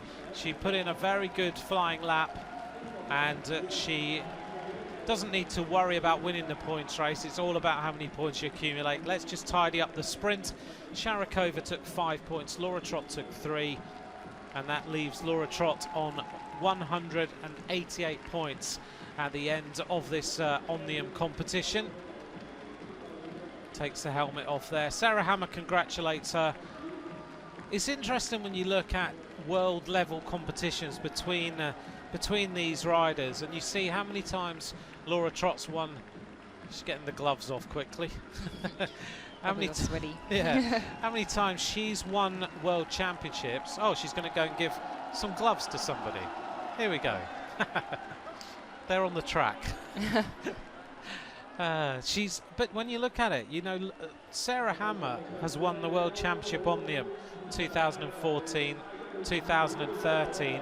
Laura Trott's finished silver medalist many, many times, but the Olympic Games for her was the one that counted, and she won that and then won the Omnium World Championship straight after it. But it's an incredible run of performances, isn't it, by both those athletes? Yes, very consistent, and I think that's a credit to them. And you know, the Olympics is the pinnacle for track cyclists, so certainly there is always the big focus around the Olympics, and you know, doing the best that you can in those events in the lead into the Olympics to get the experience out there, to test out tactics, to test out bike setup, all that sort of stuff, so that when you do come to the big event, you're ready to go and you're ready to give it all. There's another look at those shoes for you. Here's confirmation then of the result of the women's omnium. Laura Trott of Great Britain wins, 188 points to the American rider Sarah Hammer with 170. Laurie Burton of France, a great performance by her with 166. I have to admit, Laurie Burton, as we look through the rest of the riders here, Laurie Burton's a rider that we wouldn't have really necessarily put as an omnium rider maybe a couple of years ago, but she's got better and better at it, and now is starting to finish on the podium of World Cups and is looking like a real danger rider as far as taking a medal in World Championship and Olympic Games is concerned. Yeah, and you look, it goes back to what I was saying about consistency, and you know, she's been having a solid crack over the last few years, and it's starting to come good now. And one of the things that I often say to the young girls, particularly my teammate Caitlin Ward, it's about persistence. It's about, you know, keeping at it, keeping training as hard as you can, and you know, the results will come if you put in the hard work. How long did it take you then to get to the point where those results were coming? How many years of hard work? Look, you know, it actually took me 8 years to get to an Olympic Games, so that certainly is a long investment, but you know, I won my first World Championship in 2009, so things started happening, you know, quite quickly for me, but it didn't come without a lot of hard work. And, you know, I think it's only around about now in the individual events where I can say that, you know, I'm starting to put together some really good races and have a lot of consistency. Well, here we are with Jason Kenny and Patrick Constable. And Constable and Kenny had an interesting tussle in the first round, and it was Constable who took 1-0 to Jason Kenny, so he wins this one and he's going in to ride for the gold medal. Yeah, it's very exciting. It certainly is going to be a hard battle though, so it's going to be interesting to see what happens. I think Jason's going to try and keep it low on the track. He's got a great acceleration, whereas Pat, he likes to use the track a little bit more, so I think we're going to see Pat starting to move around a little bit soon. When we see the riders moving around up and down the track, what is it you're trying to do by doing that? So from second position, you're trying to force the front rider to go to start to increase their speed. And often it can be a difficult task. As you can see here, Jason's not really biting to the moving around. So you have to come up with a different strategy then. And then another thing that we notice quite often is you hang back off the wheel. Why do you do that? So basically you want a nice clean run at your opponent so that you can get maximum advantage of the slipstream and hitting your opponent as fast as you can. So now as we see them start to wind up, you can see Pat starting to use the track a little bit more. Jason's trying to keep him low on the track, which he's doing successfully. He's still looking for Pat. One lap of racing to go then, and he's still looking for him. And Constable now has got to beat Kenny to go through for the gold medal ride-off. Kenny has to win this one. Kenny looking to accelerate hard. Constable challenges on the outside, and he takes it. He beats the Olympic champion Constable. What a performance by this Australian rider. 2-0 in the semi-finals. Let's take a look at him here, Carly. That was a great performance. Oh, look, you know, that just shows patience beyond his years, really. You know, he was very patient down the back straight there when Kenny was moving around, and he just waited and waited and used that speed, used that slipstream to come around him. So he got his tactics absolutely right in the first race, and he got them even better in the second race. Yeah, certainly did. He's on fire, this boy, and I'm actually excited to see what he can do in the gold medal ride-off. I think he could be in for a good shot. This could be very, very exciting for this Australian sprinter indeed, and his morale now is going to be absolutely at the top that is possible, isn't it? Oh, look, you know, this is just outstanding. You know, with the likes of Matthew Glaetzer and Patrick Constable, I think we're looking really strong for the Olympics and for the World Championships, most importantly, coming up. So it's going to be interesting to see who out of these two, who's going to be into the bronze medal ride-off and who's going to be racing Jason. Right, so let's remind ourselves about this. So Chu of China is the leader, 1-0. He got his tactics right. If you were Francois Purvis and you'd gone back into the track, what would you have told yourself to come back out here now? Look, exactly what I said to you. You lose the first round, and you know you go into 3 now. There's just no question about it. So, you know, Francois is the world record holder in the kilometre, so we know he certainly has the ability to back up and go for long sprints. So it'll be interesting to see what he does here, what tactics he employs to try and beat the Chinese man, who certainly is on fire at the moment. Laura Trott's dad has just tweeted me to say that they are a Laura Trott design special. Oh. So you need to go and chat to her. I will have to go and chat to her. Thanks for that. Just to make sure you know. You might have to buy the design. Yeah, maybe I can design my own. Okay. All right, let's take a look here at Chu of China and Purvis of France. Thanks for joining us here as we bring you the live coverage here from Hong Kong of the men's. And we have Purvis in the blue and Chu of China in the red and yellow. It is 1-0 up to the Chinese rider. If you're wondering about the voice alongside me, it's Carly McCulloch, the fantastic Australian sprinter, a Commonwealth champion, a world champion, an Olympic bronze medalist, who's giving us her insight and her analysis as we see Purvis trying to accelerate now onto the wheel of Chu with 1 lap of racing to go. The Frenchman's gone right to the top of the track. Now he's diving down. Can he get on the wheel of the Chinese rider? I don't know if he's going to do it. He's working hard to try and get in the slipstream, but he's now going to challenge around the outside. Can he get there? Oh! It certainly was close. He just gave him a little bit too much distance coming into that bell lap, and Ju just has great in the seat acceleration. You could see down the back straight he was just absolutely going very, very hard, and Purvis just couldn't quite close it fast enough. Purvis congratulates him. A very fair rider, always. It took him a long, long time to win a world championship. I think it took him, from memory, about 9 years to do it. And then he eventually won his world title, and then the floodgates opened and he won everything. But his form's coming, you can see it, but he'll always congratulate a rider and say well done if he's been fairly and squarely beaten, and this Chinese rider without doubt has done that. Yeah, it certainly has, and I think it's a testament to Purvis as well, and you know, a good example to the young aspiring kids out there that it does take time sometimes, and you can't expect to just turn up onto the world level and be winning races. So you know, it's a fantastic story for Purvis, and I think it's going to be a nice battle between him and Jason for the bronze medal. Well, we'll turn our attention back to that in a little while. There's confirmation then that Constable will go through to race against Chu for the gold medal. And Kenny and Purvis, I tell you, that's going to be a good race, isn't it? That is definitely going to be a good race. I'm very much looking forward to seeing that. Right, we've not got Carly for too much longer. How much longer have we got you for? Another 5 minutes or so. Yeah, another 5 minutes or so. We're going to take a look here, just a quick look back at the women's team pursuit, then I think we'll keep you for the men's sprint 5th to 8th place. Yep. So if you want to find out anything from Carly McCulloch before, we've got her for about another 5 minutes or so. At Carly McCulloch, at Ant McCrossan is where you can tweet us as we take a look back at the women's team pursuit that happened. This is the ride-off for the bronze medal. The team of the United States with Catlin, Chloe Dygert, Valente and Winder against Wang, Ying, Ma and Chow of China on the other side of the track.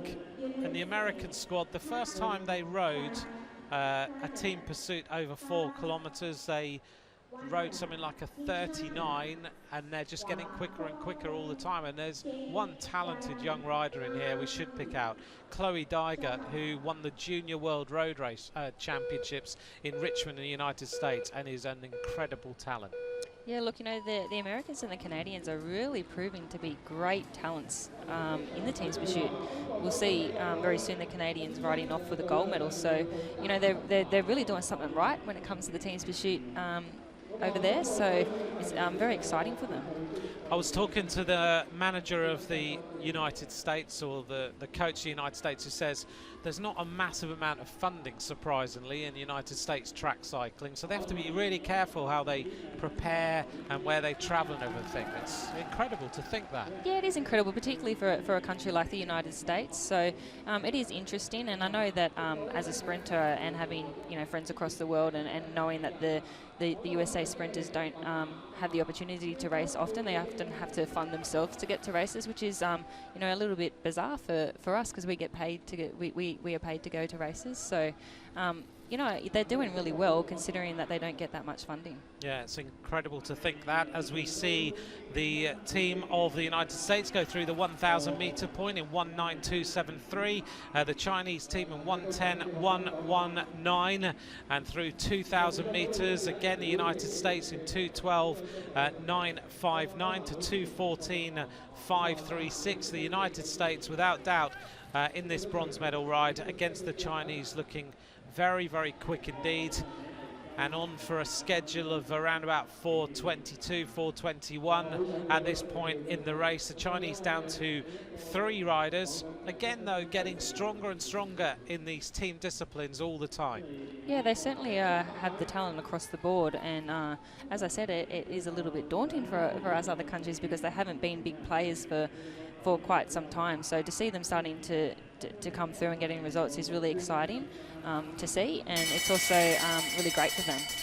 Here we are then into the final lap of the race, and the United States of America racing in towards the conclusion of this 4,000 meters with a very good performance, an average speed of over 55 kilometers an hour as they go side to side in 4:21, 4:12, 55.085 kilometers an hour. China slowed in the last kilometer and finish in 4:26.540. So the bronze medal to the United States, as we see Canada and Great Britain lining up now, ready for this gold medal ride. The Canadian squad using 6 different riders in the competition, and the British team using 5 different riders in the competition, swapping out Laura Trott for a very young rider, relatively new to the team, Emily Nelson. Yeah, I think it's a great thing to see that there's so much depth across the board, and it's the same in the Australian team as well, that you can interchange riders. It's given riders a chance and an opportunity, and it's given them a chance to qualify for the Olympics, to put their hand up and say, hey, I really want to go to Rio, and I'm good enough. Yasmin Glazer, Laura Brown, Roda and Simmerling are the team from Canada, and Glazer, of course, a bronze medalist in the team pursuit in London 2012, a bronze medalist in the World Championships. Brown, a silver medalist in the World Championships. Roda, also a silver and a bronze in the World Championships. So it's a real interesting tussle here between Canada and Great Britain. Great Britain for so long were the team that no one had beaten. They went unbeaten for a very long period of time until the Australians hammered them last year, and I think the British team said they needed to be beaten to go away and think about how they could go faster. Yeah, I think it's it is hard to be at the top all the time. You've certainly got a target on your back, and then all of a sudden, when the tables have turned, it can be a great motivation to try and get that top team. So I know that the British will be training hard to try and take the Aussies off the top spot again. But I can tell you right now that the Aussies are training hard to stay there. Well, you've got the inside knowledge, you've got the inside track as to what is going on.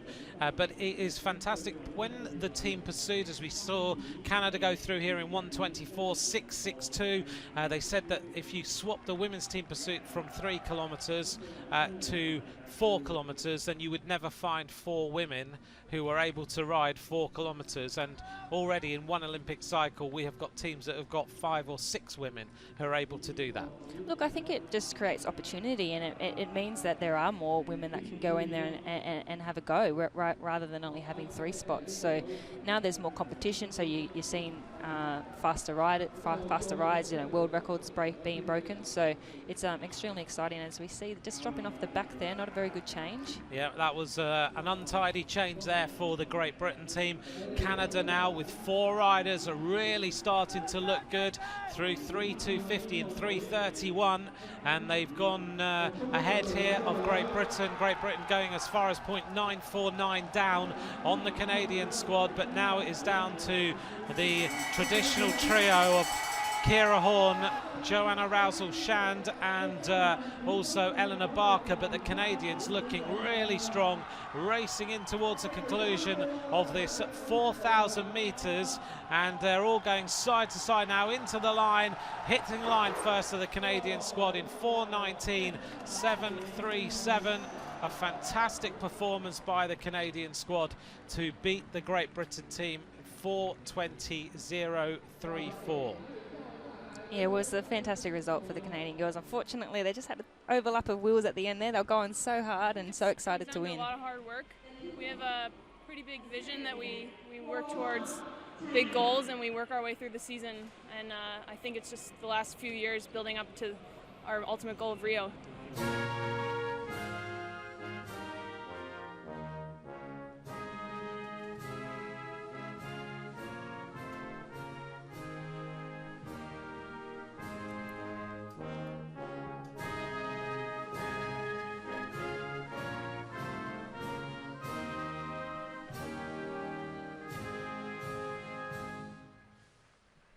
All smiles from the Canadian squad as they take their gold medals. There's the podium. Great Britain take the silver. The United States take the bronze medals in the women's team pursuit. Thanks to all of you for joining us here for our live coverage and our highlights of the final World Cup of the season here in Hong Kong. As we look across the track, we're getting ready to bring you the men's sprint, the race for the 5th to 8th places. And in this we're going to see Shershin of Russia, Philip of Trinidad and Tobago, Kaczynski of Poland and Callum Skinner of Great Britain. So we had Philip qualifying in second and being put out in the quarterfinals, so I think he'll be a little bit disappointed and out for a bit of redemption here in this 5th to 8th. He was really pleasing the crowd, wasn't he, when we in the early rounds of the sprint. He's a bit of a showman, isn't he? He is indeed, and he was the same in London for the Olympics. He certainly got that crowd going. I think that the British kind of adopted him a little bit, so it was great. It's always great to see that showmanship, and you know, we saw the same thing in Paris this year with Borges when he was winning, yeah, going into the crowd and pumping the crowd up. So it's great when that happens. Gregory Borges, when he won that that medal on that final day, were you still commentating with me at that moment when he appeared behind us in the crowd, in the commentary boxes? I think I was actually. It was just the crowd was going crazy. Yeah, he ran all the way up, ended up upstairs in the commentary boxes, in the crowd, and the whole thing just finished, didn't it? That was it. That's what had to happen. Now, 5th to 8th places, you've got 4 riders on the track, and I always find this is a little bit more dangerous because they're big, burly sprinters here. But tactically, what do you do here? Look, I think being at the front is the biggest advantage that you can have, because there is 3 other people to get around. So it'll be interesting to see who goes to the front, and then what tactics they do employ to see how they can get to the front. So these races are always very fast. There's always someone going hard off the line. So this is not my most favourite race to race because of that, because it's a long sprint. But it's also probably one of the more entertaining ones. Let's see what happens then. This is the Polish rider Kaczynski in the red and white, being held up there at the top of the track. Philip is the rider in red and white at the bottom from Trinidad and Tobago. Callum Skinner in the colours of Great Britain. And the other rider who's in here is Shershin in the colours of Russia, who've changed their kit over the last few weeks to confuse everybody. Yeah, certainly is very different, isn't it? It's not like what it used to be. So it is always nice to get new kit, but then it just makes it a lot harder to pick them out. It does. For the first day or so, I've been wondering who they are. Yeah, that's right. So Callum Skinner then on the front, looking around as we see the Polish rider Kaczynski making his move, all shoulder to shoulder with the Russian rider Shershin as they hit the bell now. The Polish rider Kaczynski hits the front, and it's Callum Skinner in second place. Philip trying to move up, but I don't know if he's got the legs for this one. It's the Polish rider Kaczynski who appears to be moving away to take fifth place. Skinner takes sixth, and the other two riders just behind them. As you can see, it was a very long sprint there. Callum Skinner did really well. I reckon he might have got there for sixth place. So certainly put himself in the race by being at the front, and it paid off in the end. Well, thank you, Carly. What's next for you as far as things after Hong Kong are concerned? Because I know you're going to go down into the middle of the track and cheer on the Keirin riders. That's right. We've got Steph Morton in the finals, and then obviously Pat Constable riding for the gold medal now. The Australian Championships are in 2 weeks' time, so that's going to be a really important race for me in terms of getting selection for the World Championships, which are in London this year, which is exciting. And then hopefully earning a ticket on the plane to Rio. Okay, all the very best of luck, and I know everyone out there will wish Carly McCulloch all the very best of luck over the next few weeks. So thank you to her. She's going to disappear into the track centre, and we're going to carry on in a moment as we see the confirmation of the result with the women's Keirin, and we're into the second round.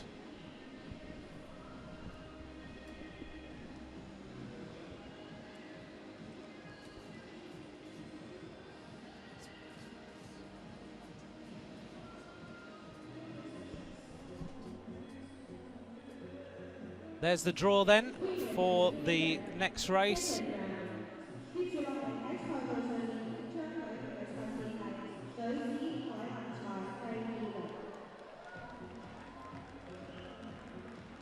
The women's Keirin, we're into the second round of racing now as they get themselves up onto the track. Thank you to all of you for your messages during today. At @McCrossan is where you can tweet me over the during the coming few races. Our thanks to Carly McCulloch for joining us to give us her tactical insight as to exactly what goes on the track. Here's our start list then. This is heat 1 of the women's Keirin.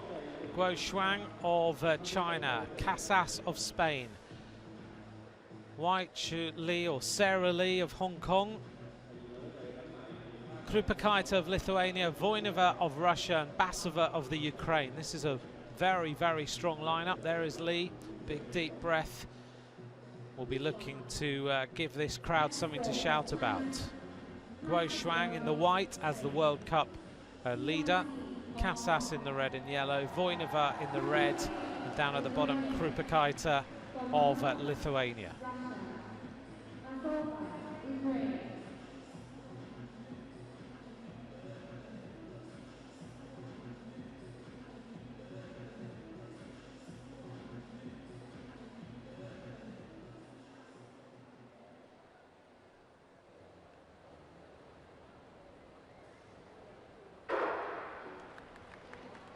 The Keirin race, for those of you who have never seen it before, 8 laps of the track, and we have the Derny bike on the front, the electric Derny bike this time for the aficionados of Keirin racing. It doesn't have a motor and 2-stroke engine. It now is an electric bike. It's been actually requested by the IOC to be an electric bike rather than to be the old 2-stroke engine that you see in the 6 days. But that bike will go up to 50 kilometers an hour. Michelle Hills, thank you for your message. I agree, a great insight from Carly, and thank you very much for tuning in and watching our live coverage today. So let's pick the riders out for you then. Voinova is the rider in the red, riding for her trade team of Russ Velo. In the World Cups, you're allowed to have your sponsored teams, and you're also allowed to ride for your country. And countries sometimes will enter these sponsored teams so they can get a few more options to try out other riders. Krupa Kaita is in second place there in the yellow and green in the colours of Lithuania. Behind her is a Spanish rider, Casas, who we've already seen win a bronze medal here. Guo Shuang of China in the white as the World Cup leader. Behind her, Li of Hong Kong, China, and the rider right at the back is Basova. We're looking then to find out which riders will go through to the final. The first 3 riders will go through to compete for the gold medal.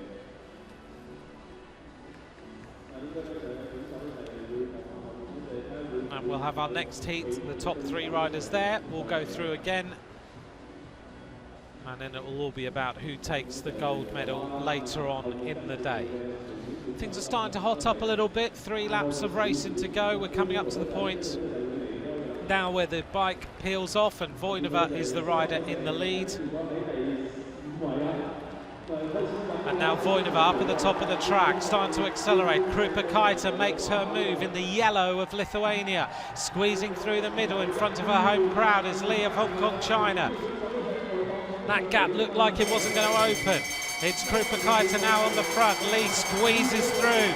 The door opens for her and now she's through onto the wheel. She's going to make sure she gets into the top 3 so she can go through to ride for the gold. She'll try and hold a little bit of energy back. Basova now is the rider who's challenging on the inside. Krupa Kaita goes through. Li also does. And I think it was Basova who took the 3rd place. Simona Krupa Kaita, a great campaigner on the track, looking very strong indeed. Here's the sprint. Basova moving up on the outside, a nice little move there on the inside of the track, and Li challenging all the time. She is thriving here in Hong Kong in front of her fans who have been cheering her on every single time she comes out here onto the boards. Krupa Kaita then, about a wheel between her and Li. Basova on the inside. Voinova doesn't look as rapid as she has done over the last few months, maybe in a heavy block of training. I know I was talking to Carly this afternoon before she came up here to commentate. She said she's not got the absolute zip in her legs that she needs, but that's because she's been in the gym with some pretty hefty training over the last few weeks and months. Confirmation then, Simona Krupa Kaita, Waichu Li and Lubyov Basova are the top 3 riders who will go through to the next round.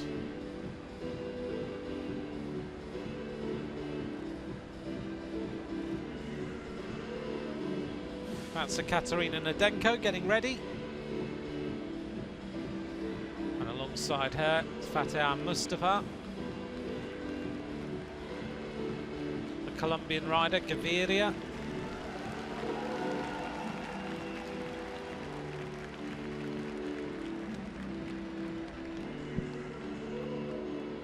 Hai-Jin Lee, Stephanie Morton.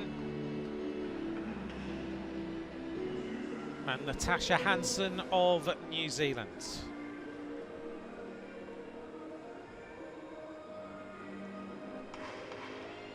There's confirmation of where everyone will start. Looks like Stephanie Morton will be the rider on the wheel of the Derny bike.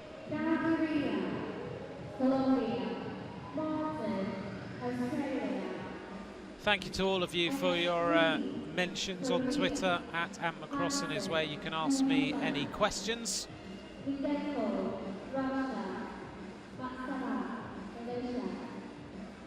Hello to Stefano Bertolotti, nice of you to join us this afternoon.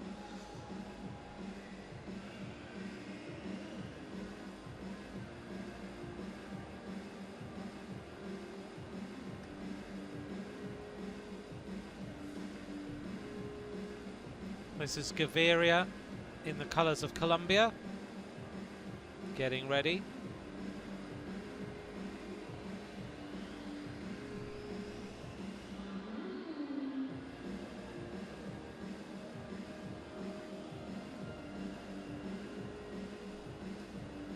Again, the same rules. Katarina Nadenko in the colours of Russia there, smiling away. Natasha Hansen with the full visor on the helmet there for New Zealand. Again, the top 3 riders will go through to the next round.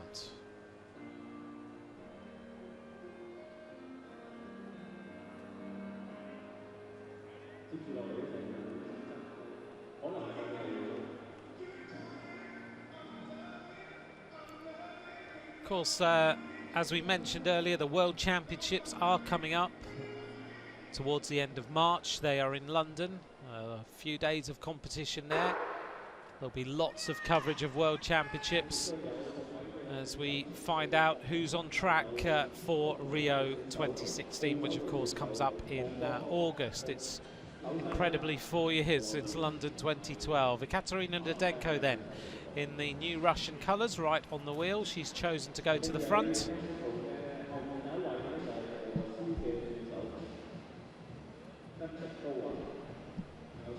Stephanie Morton in the Australian colours, 5th wheel.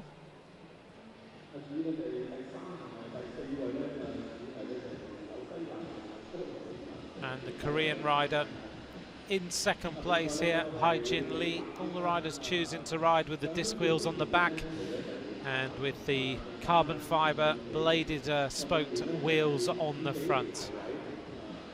Lots of the riders got their power meters underneath the saddles. Such an important moment in the training block to find out how the legs are doing. So all the power data will be collected. If you look around the velodrome, if you ever come in and you start, the first time you come into a velodrome, you're a bit bright-eyed and taken in awe about how steep the bankings are and everything. And then if you come to a few different races, you start to notice the things that go on around the velodrome. And sometimes if you look in the finishing straight and you cast your eye back towards the back of the stands, you'll find the sports scientists who all stand there and they film all the races and they analyse everything that's going on. So they film the power data used by the coaches, so they can analyse whether they need to change gearing, whether the training program needs to change. They can use it tactically as well. And you see the riders sitting with coaches looking at laptops, analysing the results, trying to work out how they can improve performance. And if you look in the track centre, little conversations going on between coaches and riders, and massages going on, and sleeps and everything. Lots of things to watch and just start to pick out as you see your way around the track. So Nadenko is the rider on the front then from Russia. Lee in 2nd place. Natasha Hansen moving up in the colours of New Zealand. This is a relatively slow start to opening up this sprint. Stephanie Morton now moving from the back with the 1 lap of racing to go. And it is Hae-Jin Lee who's on the front, but Stephanie Morton's not going to put herself in a situation where she gets boxed in. She goes to the front. Now she opens up the acceleration as she goes inside the red line into that difficult bit of banking and then pulls away. Stephanie Morton looking very, very good indeed.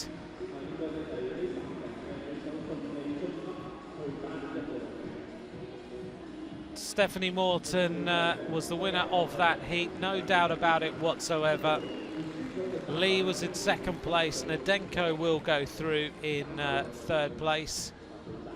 And Mustafa, Hansen and Gaviria are the 3 riders who will see just ride off for the minor places. So it's Kruppakaita, Lee, Basova, Morton, another Lee and Nadenko, who are the riders, the 6 riders who have qualified to go through to the final.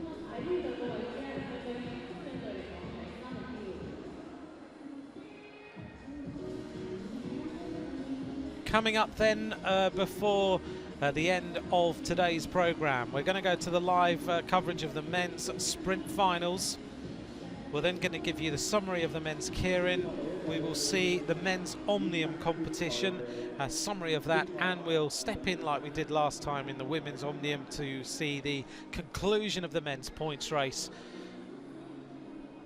we'll see the men's sprint finals go all the way through, and we'll bring you the final of the women's keirin as well. So lots more to bring you before the end of this afternoon. Those are the 6 riders who will go through to ride for the gold. It's Waichu Lee, Stephanie Morton, Haijin Lee, Simona Krupakaita, Katarina Nadenko and Lubiov Basova are the riders who have gone through. Barry Noble, good question. Are there weight restrictions for track bikes? Yes, there are. Down on the finishing line, just inside the gates, in fact not far from where these riders are sitting, every single bike is weighed before every single race. It's also put in a special jig which checks the dimensions and geometry of the bike as well to make sure it complies with all the standards that it has to. So we're going to move on then to the men's sprint, and these are the rides for the medals now. We're into the real important moments of the men's sprint.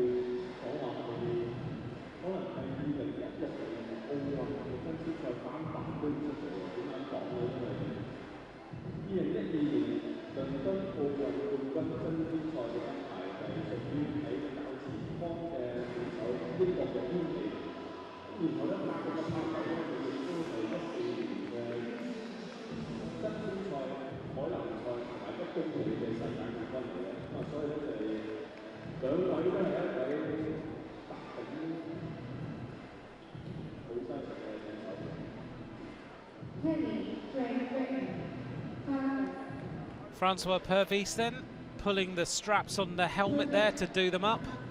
You'll notice on those gloves 9.347 he's got on the gloves, which is his world record.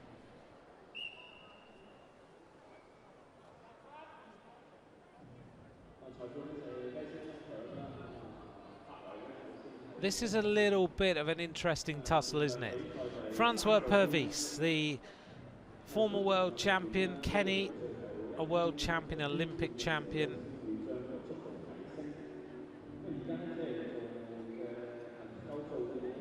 What is going to happen?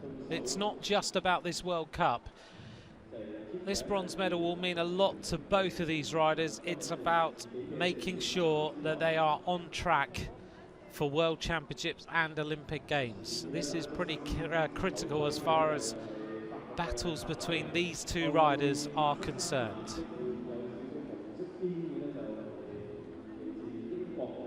Kenny kind of putting himself right into the aero position there, almost cat-like, the way he just kind of put himself over those bars and stretched his back to make sure he was ready for this race, focusing on the wheel of Purvis. Purvis hasn't quite had the sting in those legs that we've seen in the past, but you can sense that the form of these two fantastic riders is coming back all the time. Purvis now flat out on the front. Who's going to take the first spoils of victory? Kenny goes round the outside, and Jason Kenny sneaks through. 10.503, 68.551 kilometers an hour, and it's 1-0 to Jason Kenny in this competition for the bronze medal.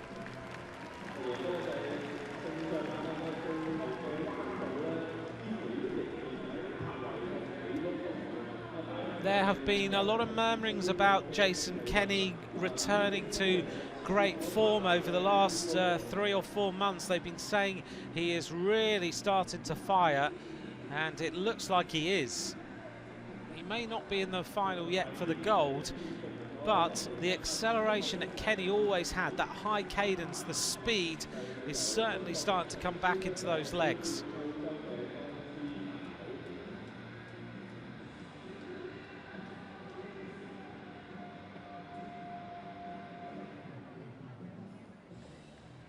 1-0.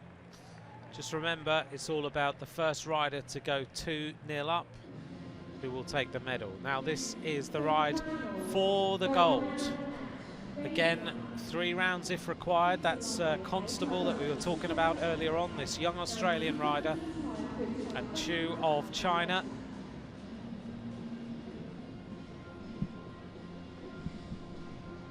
Constable will be second, and Chu will be the rider to lead off.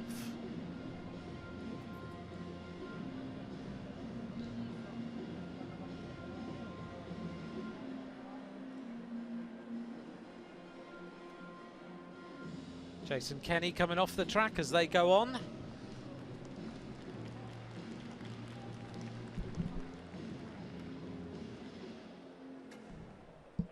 So both these riders have dismissed top class sprinters to get into this World Cup final.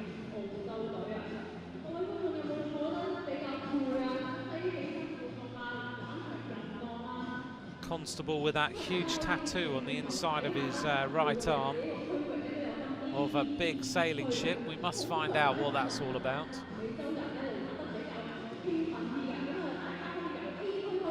Looks like the painting of a ship my mum and dad used to have on their wall when I was growing up.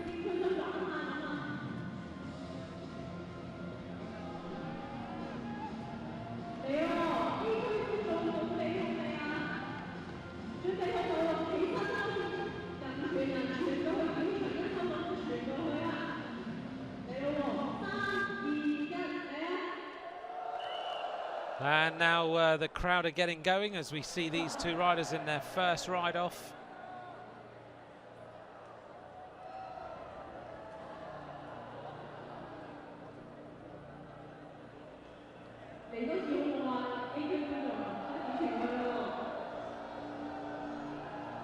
As a Mexican wave going around the track now, as we see Chu and Constable.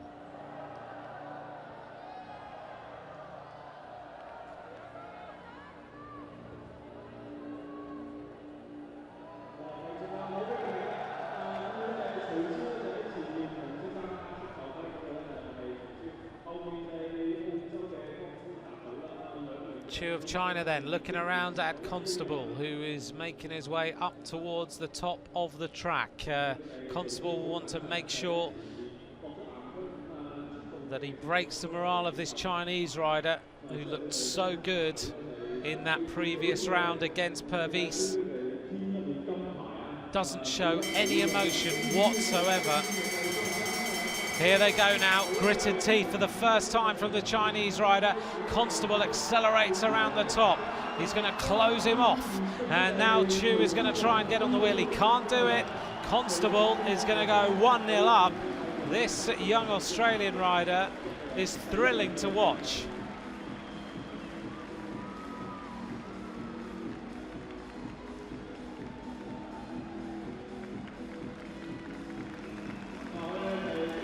Just hunting down the Chinese guy, gets in front of him, and then really accelerates hard.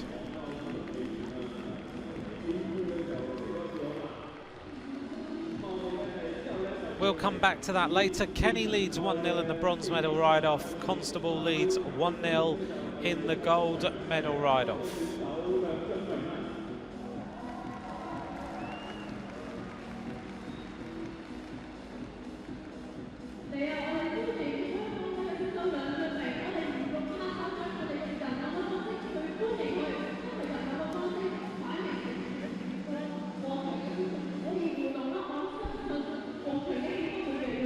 All smiles in the crowd. Let's turn our attention then back to the men's keirin.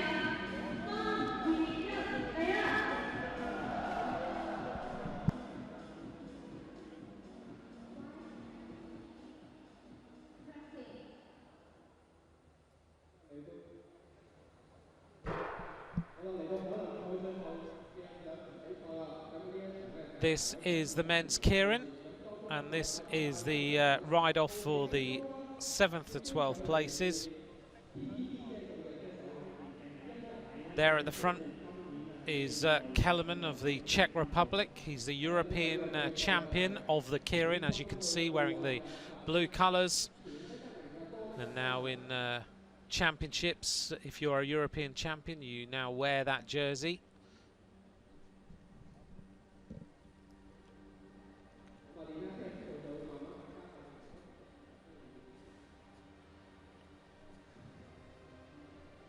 Behind him is the Malaysian rider. Wang is tucked in there on the wheels. Right at the back, second from the back is Dmitriev of Russia.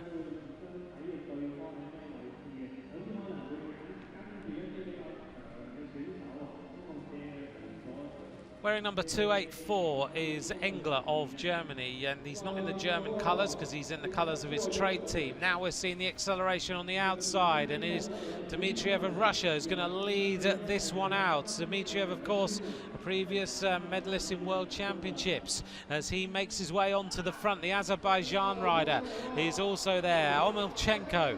Now the move of Wang on the front, the Malaysian sprinter in the red and black. On the outside, the Italian rider, Francesco Cecchi, as they go shoulder to shoulder round that corner. It is Kellerman now who's challenging on the top there in the blue and white. It's Cecchi through the middle, but Kellerman accelerates and he takes 7th place in the men's keirin.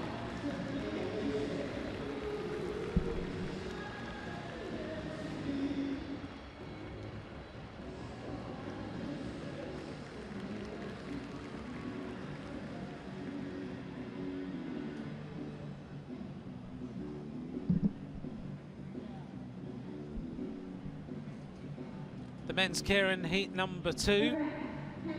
This is the riders who are taking part in it. Hugo Barrett of Canada in the qualifying rounds looked really very, very good. Some fantastic acceleration in those legs. It's pretty mean, doesn't he, on the start line.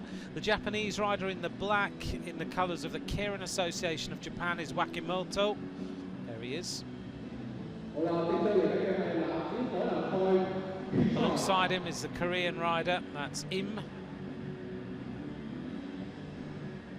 And also in this field, Matthias Buchli of the Netherlands, Williams of New Zealand, Wachter of Germany. Look at the way Hugo Barrett starts. Elbows out, almost like he's throwing the bike at the finish line, the way he lines up on the start. So Hugo Barrett there takes the wheel of the Derny bike. The Korean rider Im goes immediately onto the wheel. Behind him is Williams of New Zealand. Japanese rider Wakimoto. Some members of the Japanese Keirin Association are here in Hong Kong watching the racing. Keirin racing in Japan, a massive sport. Huge betting goes on this style of racing, although on the Japanese tracks, they're big outdoor velodromes. You have 9 riders in the men's races, and they have a pacer who's sort of not an electric bike, but on a normal road bike, who has been trained specially to ride the right tempo over the few laps. It's very, very interesting indeed to watch. In fact, Becky James was here on the track, in the track yesterday, and she was at the Japanese Keirin school in Tokyo, and they still love her there. They think she was a great rider to watch. I think Matthias Buchli is another rider who's been over there at the Japanese Keirin circuit as well. So the pace is starting to go up with 2.5 laps to go. The bike will peel off, and then it is all about the power and getting to the finish line first. This is the ride for the gold medal.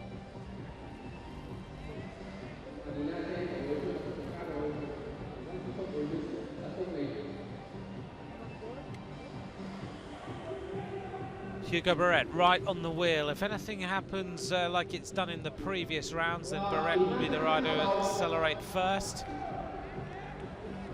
Now the acceleration happens, and it actually comes from Wakimoto. And Matthias Buchli goes to the front. Matthias Buchli of the Netherlands, a big powerful sprinter from Amsterdam as he goes round. Now Barrett is the rider who goes to the front. Buchli almost waits for him there. Barrett now opening up the gas. Buchli looking around. Has he got the legs? The move on the outside of Tobias Wachter, but now it is Hugo Barrett who's still got the gap on the rest of the field.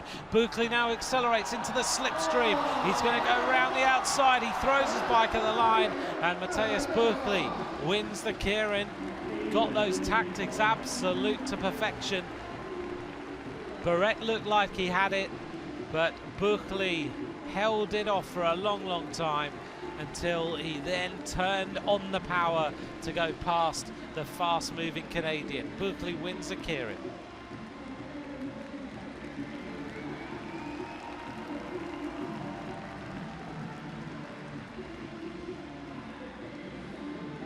There's the replay of the action. I'm told on Twitter that the keirin's worth about 9 billion to the Japanese economy annually. Thanks, Keirin, for sending me that information. If you ever get the chance, if you're ever in Japan and you ever get the chance to go, seriously, just go. It is incredible to be part of. Here's this ceremony with Buchli.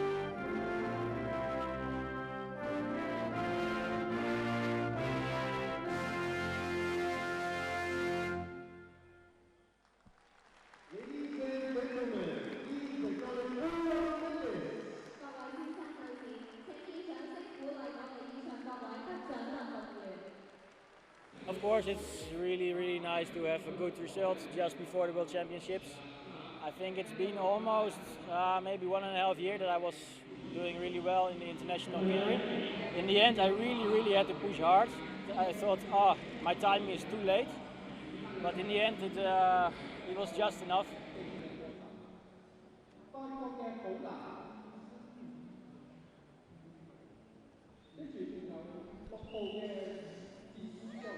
Well, before we step into the men's omnium points race, let's take a look at what happened over the last few rounds of racing. We opened up, as always, with the scratch race in the men's omnium.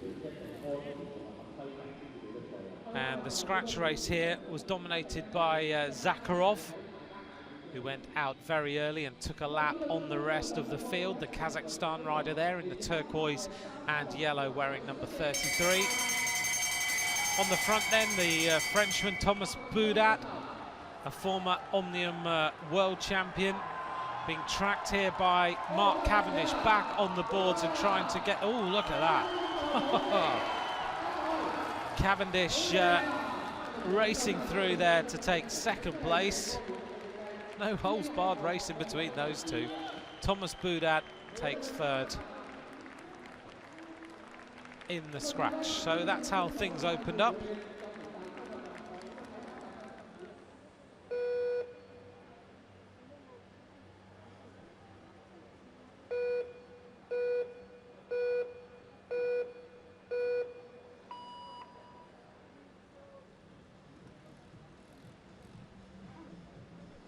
And then we turn our attention to the individual pursuit, and this is the Olympic Omnium champion, Lasse Norman Hansen, on the track in the red and white.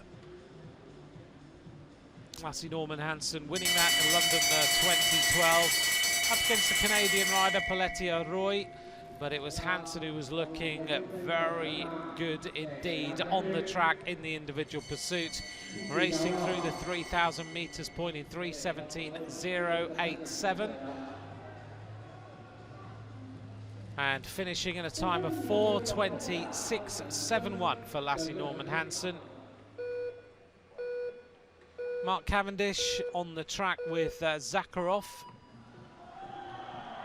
Cavendish has been training with the men's team pursuit squad and actually racing with them. He's been on the boards all winter. He's obviously had to make sure he goes from being a road rider to an all-round rider again. He started his career on the boards, but of course with so many grand tours in the legs and his performances on the road, he's got to get the legs feeling like they are track legs. And Cavendish a little bit disappointed with his individual pursuit, finishing a little bit further on down the standings, but Lasse Norman Hansen winning that.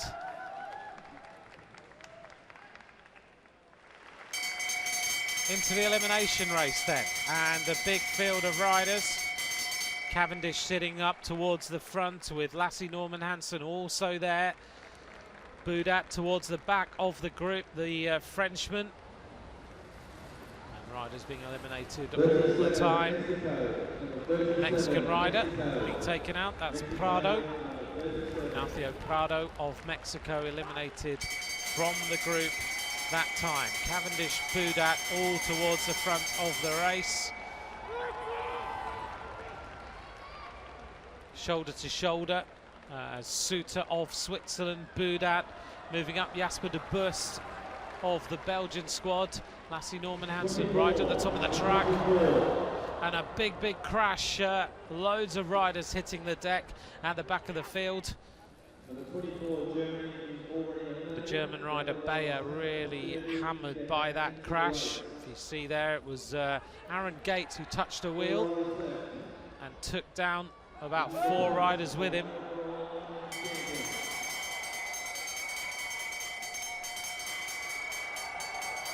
As we raced in towards the end of the elimination, it was Boudat opening up a gap on Cavendish,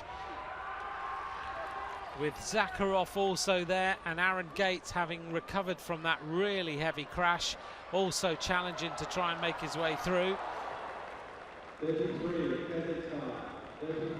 A very fast race, this elimination, over 50.5 kilometers an hour. Zakharov eliminated that time, down to Aaron Gate, Mark Cavendish, Thomas Boudat. Boudat, of course, has always raced for Eurocar team, now Direct Energy. And Aaron Gate finally saying, I've had enough, let the body recover a little bit. So down to the final 2 riders on the track. Now, if you're a betting person and you were looking at the top sprinter, or one of the top sprinters now in the world, maybe not say the best sprinter in the world today in terms of performances against Kittel and Greipel, I'm sure we could all carry on discussing that, but with 26 stage wins of the Tour de France, certainly the best sprinter of his generation. Cavendish against Boudat. Boudat opening up the gas very early. Cavendish back on terms and racing around the outside there, but Boudat just holding off the Max missile and getting the scalp of Cavendish.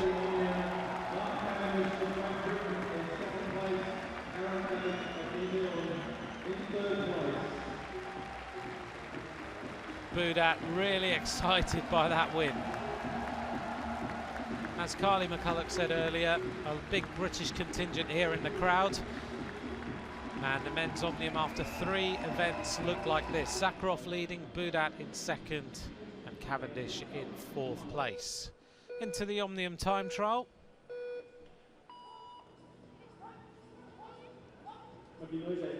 Up on the track here with Teklinski of Poland, up against the Japanese rider Kubolki. And Teklinski is a very good kilometre time trialist, and looking strong through the opening 250 with a 19.332, settling down into the aero tuck, keeping the cadence nice and high inside the red line, just trying to keep the bike down the track as much as possible and stay as aerodynamic as possible. Always that final lap, very tough indeed. But Teklinski looking strong.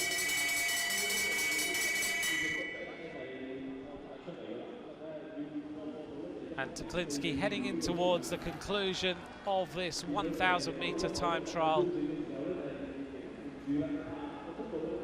And hitting the line in 1:2.650. Now that time wasn't beaten, so Teklinski scored the maximum points, and Zakharov still leads the Omnium at the end of the kilometre time trial. So we turn our attention then to the flying lap, which is the 5th event of the Omnium competition. Again, Teklinski, as you would expect, a really fast sprinter, and heading into the conclusion again in 13.026 to take first place in the Omnium flying lap.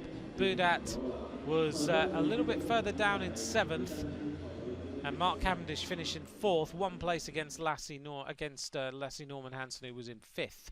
So we are now going to go live to the men's Omnium points race, and as we look at the incredible roof structure here in Hong Kong, we'll take a look at the standings after sprint number 4 of the 16 sprints, and things are looking like this. So Zakharov leads 165, Budat in second 156, Lassie Norman Hansen 154, and Mark Cavendish 145. For Australian fans, Scott Law there in the next place in 5th, and Jasper de Bust of Belgium in 6th place.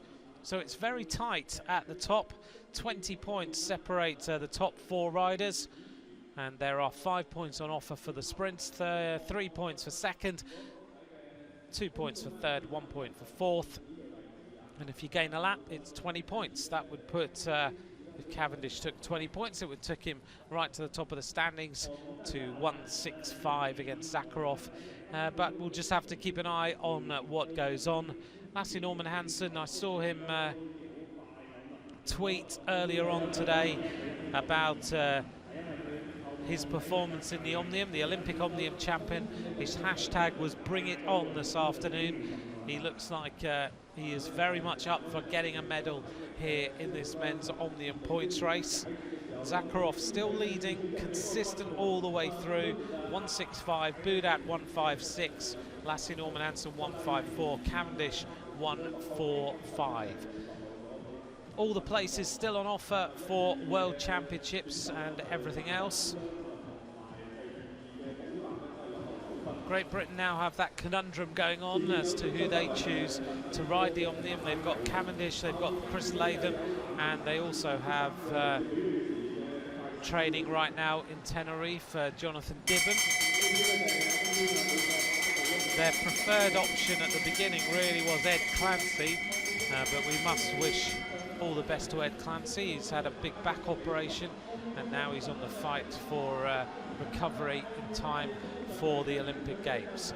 111 laps to go, the next sprint coming up, and on the front for Mexico.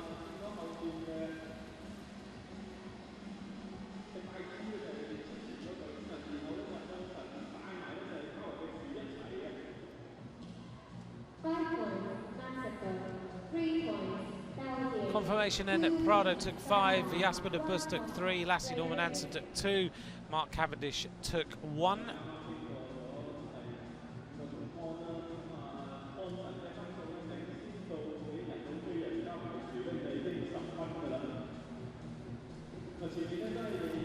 Five sprints gone out of the 16 sprints. Zakharov is the top of the leaderboard. Lassie Norman Hansen in second now.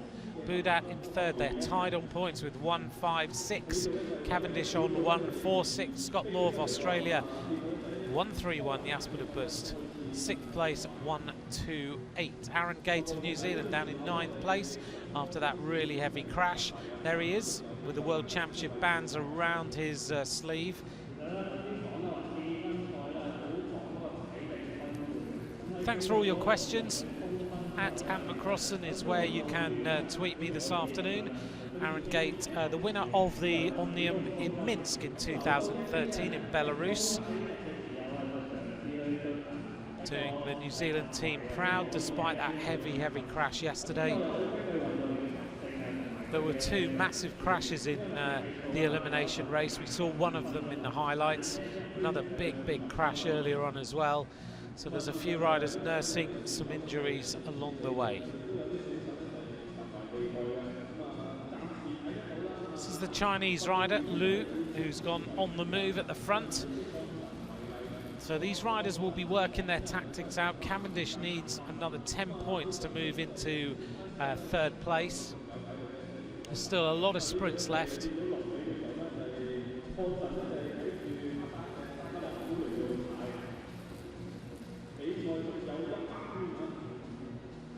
Aaron Gate stretching the tempo again at the front of this race now. Prado going with him. Yeah, when you look through the field and you consider, okay, Mark Cavendish, world champion in the Madison, paired with Rob Hales, 26 stage wins in the Tour de France, 15 stage wins in the Giro d'Italia, has won the points jersey in the Tour de France, the Giro d'Italia and the Vuelta a España. Lasse Norman Hansen, the Olympic Omnium champion, second to Aaron Gate in the World Championship Omnium in 2013. Boudat, the former Omnium World Champion in Cali in Colombia. Aaron Gate, the winner of the Omnium contest previously. It's very, very strong indeed as we see Suter of Switzerland race through there to take the maximum points. 5 points to him. And a counter-attack happens, and it comes from the Japanese rider. This is Kuboki. So Suter took the 5 points.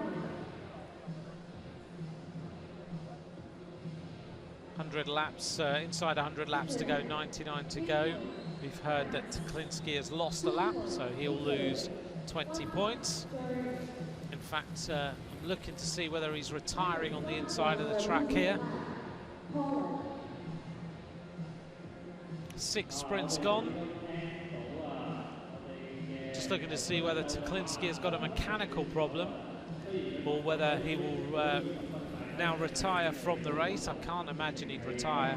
He needs the points. Gail Suter, 5 points. Boudat 3. Consoni of Italy and Bayer took the 1 point in that sprint, which leaves still the standings. Boudat now moving back into silver with 159, Hansen with 156, Cavendish with 146. Still looking like it's anybody's race with so many sprints left. Artyom Zakharov, 165 for Kazakhstan. Boudat in second, Lasse Norman Hansen in third, Cavendish in fourth. Scott Law and Jasper de Bust are the top 6 riders in this contest. An attack then from Jasper de Bust, a great 6-day rider. But Lasse Norman Hansen decides to bring this one back together. Con Kerwin, thanks very much for your message on Twitter. When will Cav join his road team for the 2016 season? My understanding is that he is going to ride the Dubai Tour, and he's got a pretty hefty program between now and the World Championships, both track and road, but he needs to join up with his Dimension Data team for the start of the season. It was quite an interesting interview with him over the last couple of weeks where he was very, very honest about his decision to try and ride for the Great Britain team in the Olympic Games, and he said it could go very, very well, or it could really crash and burn, basically, as far as the whole plan is concerned. I'm told that he's got very fast legs now, though, from riding the track, and that could very well suit him when he gets out on the road and he gets his road legs back. This zip and snap that he's got back in the legs could help. Right, we're going for the sprint. 90 laps to go, and it is Lasse Norman Hansen at the front of the race with Zakharov. They're trying to stretch the tempo a little. They're putting Boudat in difficulty. Boudat now is trying to bring the race back together, but there's some dangerous riders now at the front of this with 89 laps to go. Hansen in the red and white. Zakharov is the rider from Kazakhstan. Behind them, Cavendish is in the group of 3 riders. That was Hansen taking 5 ahead of Zakharov, Prado with 2, Consoni with 1.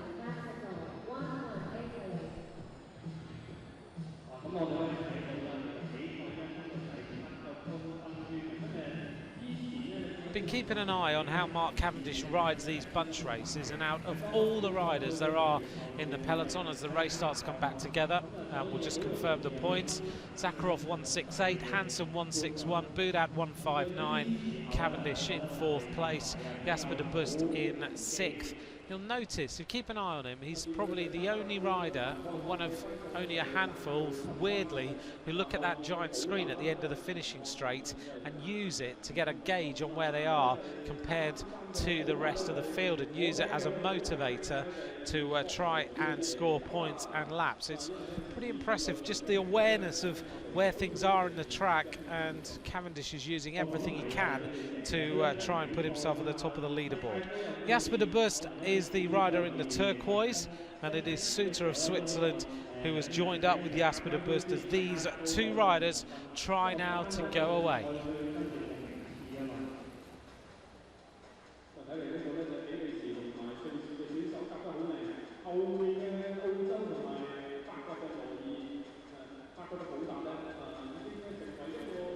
The rider in the red and white from Switzerland is Suter.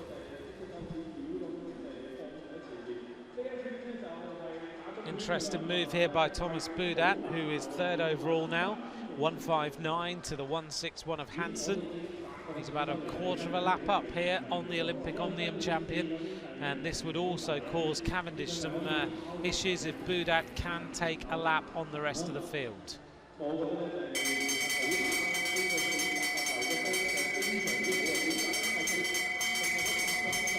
81 laps of racing to go. Thanks very much to all of you for joining me for our live coverage here in Hong Kong of the final Track World Cup of the season. Jasper de Bust and Boudat going for the points. This would put Boudat firmly back in the silver medal position. He takes the 5, Jasper de Bust takes 3, and Boudat looking across, looking pretty sprightly now. He looks like he has recovered from his exploits yesterday, and he's trying now to move back to be on terms with Zakharov, and he's not far off now. Confirmation of sprint number 8. Thomas Boudat, 5 points. Jasper de Bust with 3. Scott Law with 2. Gail Suter with 1. Cavendish and Lasse Norman Hansen not scoring that time. Neither is Zakharov. So therefore, we're seeing Boudat move closer, and in fact he's now up there on the standings firmly in second place and getting pretty close to the leading points. Let's take a look at the standings. Zakharov 168, Boudat 164 now, Hansen with 161, Cavendish with 146. So the top 3 riders starting to move away a little from the rest of the field.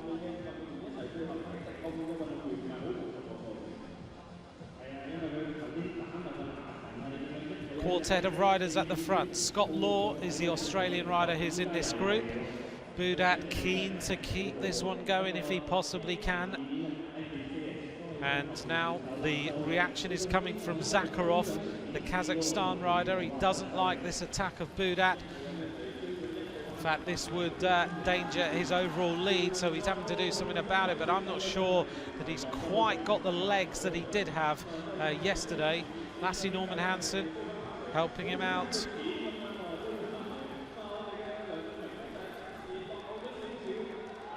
And there is Boudat on the front of this quartet. Big chase starting to go on now. And the Hong Kong China rider is the rider at the back of this peloton, who is now losing another lap on the field.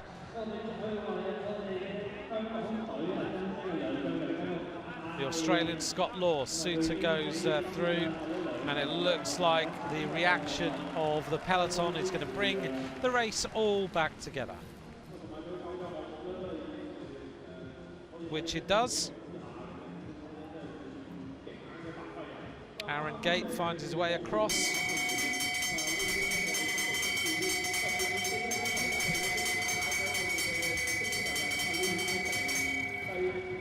Thanks very much to Peloton Watch for your tweet about Cav going to the Cadell Ocean race. So that's where he's starting his season, then back to Dubai for the Dubai Tour as well, as Boudat mops up a few points.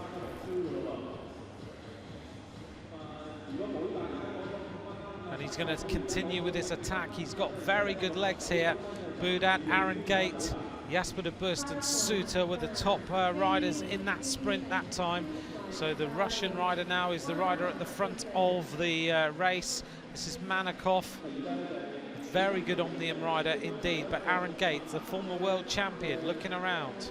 to see where everyone else is, and the race comes back together. Confirmation then that Budat took 5 points, Aaron Gate took 3, Jasper de Bus took 2, Gail Suter took 1, and that is an interesting sprint in terms of the overall standings.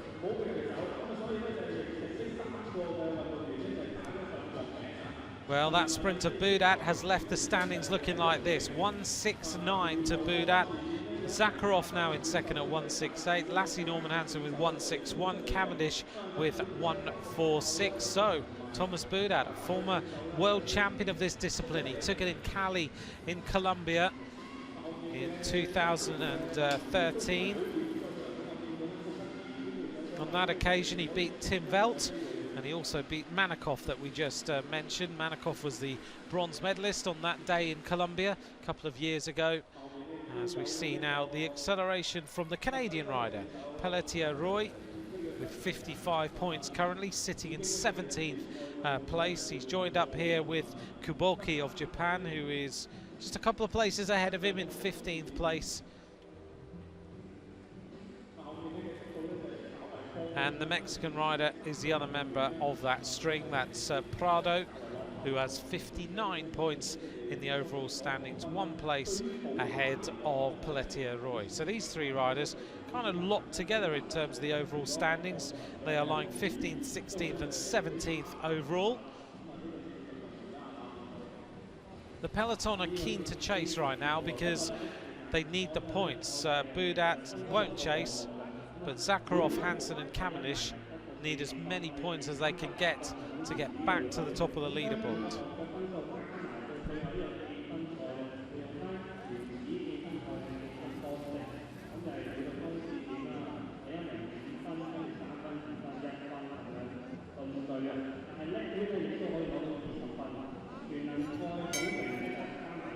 Heading now towards the next sprint.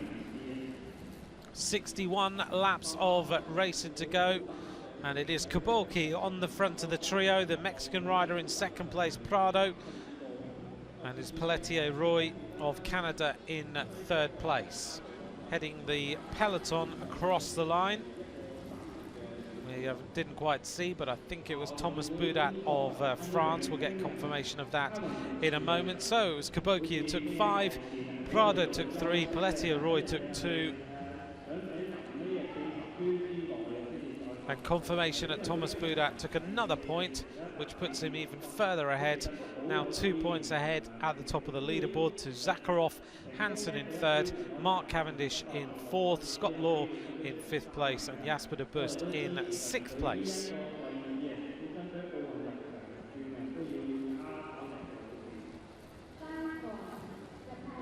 Still this trio of riders continuing with the effort. They want to see whether they can get the peloton to sit up and let them go away. In terms of the overall standings, they really are not troubling the overall leaderboard, so the peloton can afford to let this group of riders go. Here's the standings: Budat 170, Zakharov 168, Hansen 161. Cavendish needs now to be taking a lap to put himself up there on the top of the leaderboard.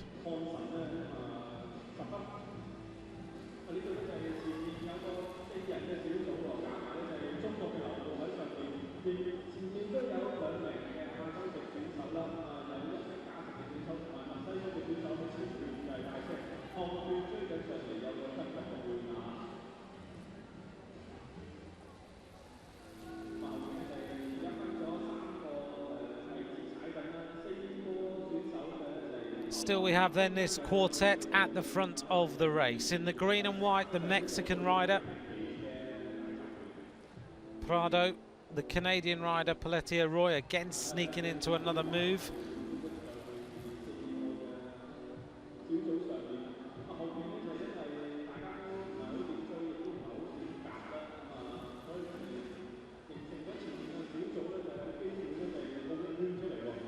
Chinese rider Liu is 20th overall in this Omnium competition at the moment.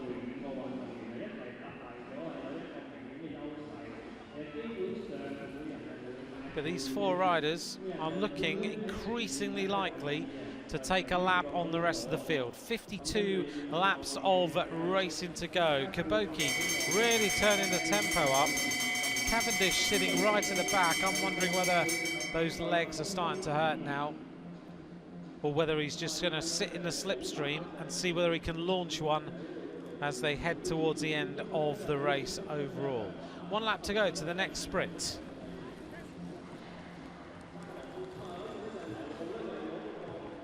And just as we get towards the sprint, we are seeing the Chinese rider with Prado of Mexico, Pelletier Roy of Canada, Kaboki look like they are going to take a lap. They take the points, Blue of China, Prado, Pelletier Roy and Kaboki, and they are just about to lap the field. In fact, they are doing that now.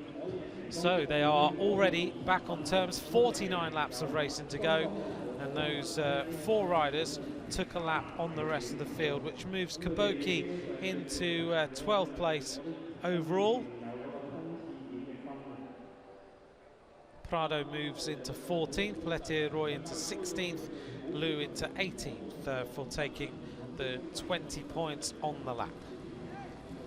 The standings then, after 11 sprints, Thomas Boudat with 170, Zakharov with 168, Hansen now in 3rd place still with 161, and Cavendish with 146. Manakov makes up the top 8.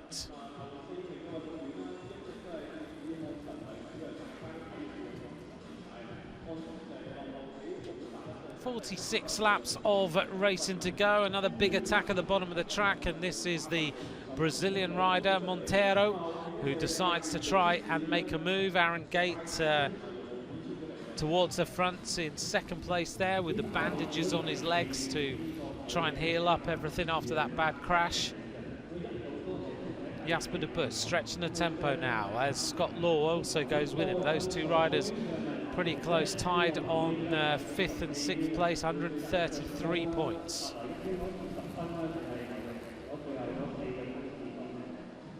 .44 laps of racing to go.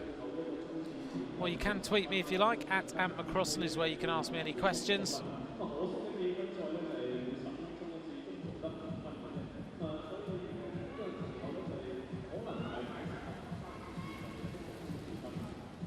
As we see the attack now on the front, and it is Kaboki who is going yet again. And thanks very much for the message about Mark Cavendish's programme from his agency team. He heads down to Oz to the Cadell Evans Ocean race, then he's off to Dubai. Thank you very much to everyone who's updated me on Mark's programme, for all those on Twitter who've been asking. Now we've got 41 laps of racing to go. A big attack at the front. And it's Lasse Norman Hansen now who has decided to go for this, to try and put himself back in with a chance of taking the silver. Hansen takes the 5 points. It was Aaron Gates who was in 2nd. Lasse Norman Hansen really wants to try and put himself back up there on the top of the leaderboard. He's got a bit of work to do, but it was Hansen from Gate, from Zakharov and from Manakov, which will leave the standings a little bit shaken up in terms of points.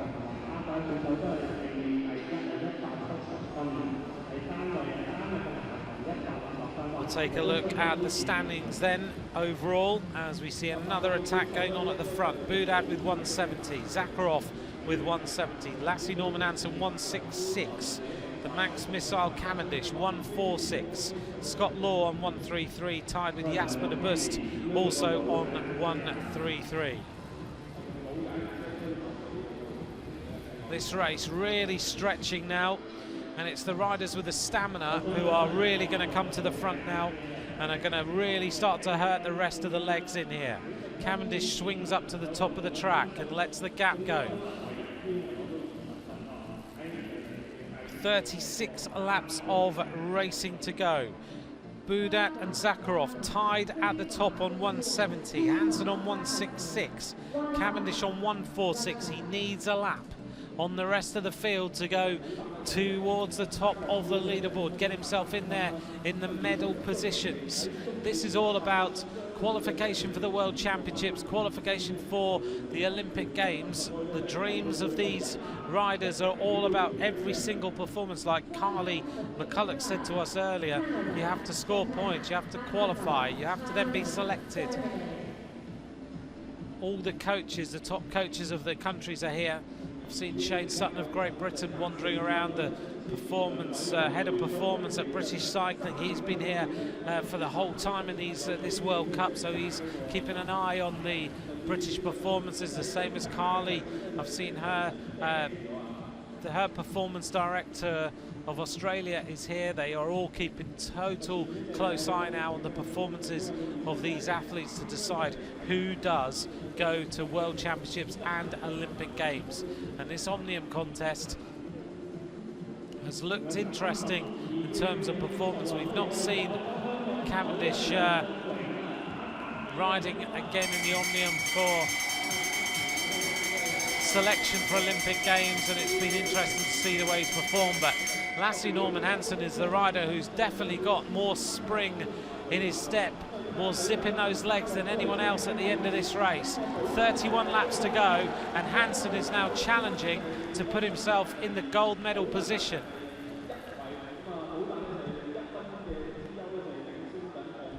Lasse Norman Hansen takes 5 points for Denmark. Jasper de Bus takes 3, Shishku takes 2, and Thomas Budat takes 1. But this man from Denmark, the Olympic Omnium champion, now will put himself, I think, up at the top of the standings. There's confirmation of the result. Here was the sprint. Well, Hansen has been getting strong in this series of races. We're going to take a look at the standings. This will tell you the story. 13 sprints have gone, 3 to go. Hansen leads with Budat 171, Zakharov on 170, Cavendish on 146.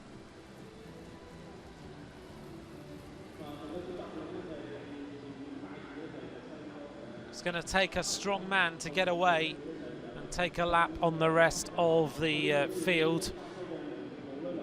But the likes of de Bust and Cavendish could do with doing that. De Bust now on the front. But what a performance here by the Danish rider, Lasse Norman Hansen. He does have an incredible amount of strength. He's very, very good at this Omnium. He just works it out. He knows exactly how to score the maximum number of points. And despite the change in format from his Olympic Games win, Lasse Norman Hansen is going to give himself a big morale boost before World Championships and Olympic Games with this performance here in Hong Kong. Budat tracking him all the time there in the blue of France.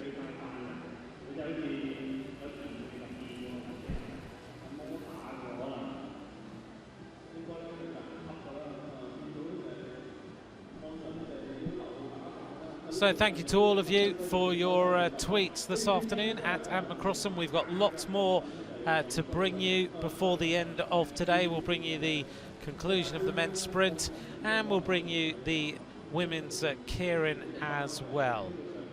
Steph Morton of Australia, for Australian fans, going in that final later on. She looked very, very good in qualification. Lasse Norman Hansen up at the top of the track, 22 laps to go. Time is kind of running out for the likes of Cavendish, de Bust and Law to take a lap and move themselves right up. Yet again, Lasse Norman Hansen goes to the front for Denmark. Look at this performance. Budat is on the wheel. He really is turning the pressure on the Frenchman. The Frenchman's going to challenge him. Who's going to take this sprint? It's shoulder to shoulder. Did Budat get through and take the points? This is going to come right down to the last 2 sprints now. Budat does take the 5 points, I think. Look at this, by just about a wheel from Lasse Norman Hansen. Maybe went a little bit too early.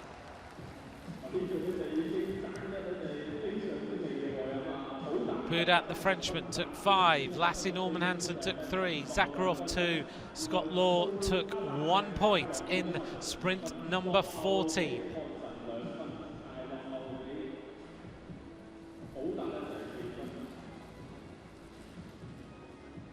This is constantly changing then.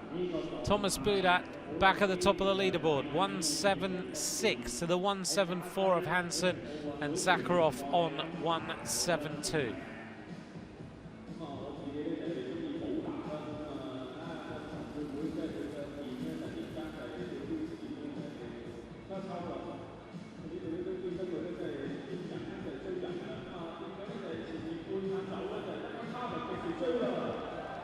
Big attack here from the German rider Bayer in the white with the yellow shoes there, going away and immediately onto his wheel. Look at this, the Max missile launches and goes away. He's putting everything on trying to take a lap on the rest of the field. An immediate reaction from behind. They're not going to let him go, are they? So Bayer goes. Cavendish has got the little bit of a gap that he was looking for. And now he swung to the top of the track and the attack continues. Bayer decides to try and go it alone. 15 laps of racing to go. Well, Cavendish has tried one time. He's going to run out of laps soon to get the lap on the rest of the field. The counter-attacks are happening, and it is Bayer of Germany with a little bit of a gap to the 6-day rider Jasper de Bust. De Bust now trying to get on terms. Behind them, the peloton in one long line, flat out. The average speed of this race, very, very high indeed.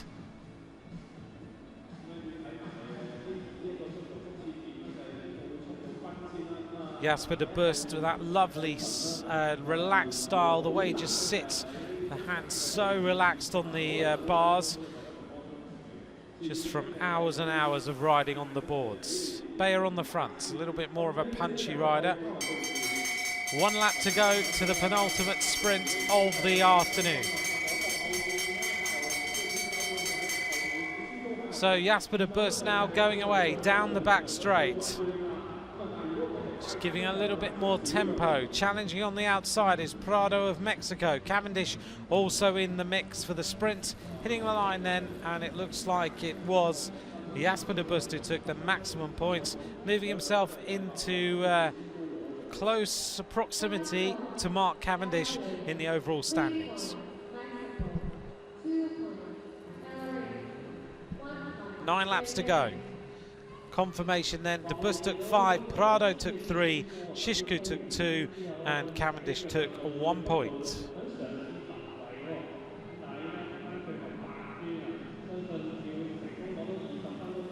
The standings then looking like this: Boudat with 176, Hansen on 174, Zakharov on 172, Cavendish, de Bust and Law make up the top 6 riders in the field in this men's Omnium contest.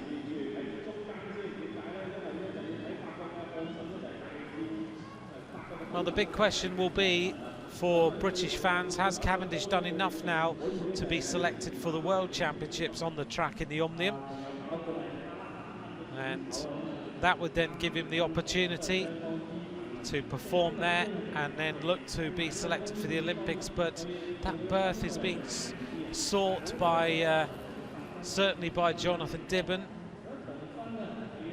There's at least one rider, and I'm sure that Chris Latham also fancies his chances of riding the Omnium as well. But you have to feel a little bit like Cavendish, with the amount of Grand Tours in his legs, will just get better and better on the track. But will the road races he does between now and World Champs and then Olympics kill the speed a little? It's really hard to tell. And also the likes of Boudat, who's on a road season, Lassie Norman Hansen as well. Still a lot that's going to happen before Rio, and a little bit less that will happen before London, but still a lot can change. Coming up now to the conclusion of this Omnium, the standings then: Boudat of France is the leader, Hansen 174 in second place, Zakharov third, and Cavendish fourth, de Bust fifth, Law sixth place. Lasse Norman Hansen needs to win this sprint and he needs Boudat to finish third at the very most in order to win this Omnium. And as we can see, Hansen makes his move on the outside. Boudat glued to his wheel. Lasse Norman Hansen accelerates hard. Thomas Boudat on the wheel. This is going to be an interesting challenge. It is the Belarusian who is next on the wheel there. The final sprint in the Omnium, and Boudat is going to come through to take this one. He wins the Omnium with the final sprint, and he celebrates all the way down the back end of that finishing straight. The Frenchman is back on the top of an Omnium competition. A fantastic sprint. Sprint number 16. He's celebrating hard. Thomas Boudat looks magnificent in that Omnium contest over the last couple of days. Let's take a look then at the sprint results. An average speed of 51.023 kilometers an hour, and as all good Omnium riders should do, he throws his gloves into the crowd as well.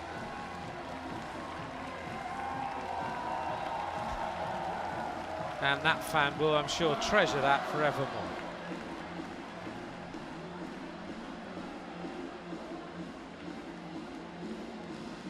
Well done to Lasse Norman Hansen, second overall, I think, after that final sprint.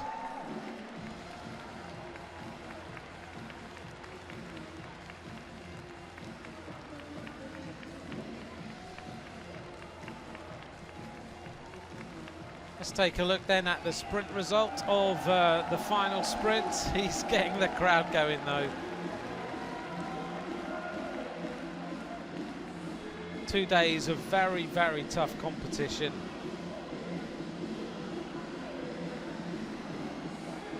Here's the final sprint. Hansen tweeted, "Bring it on," before the final race, and he did. He put everything he could into it.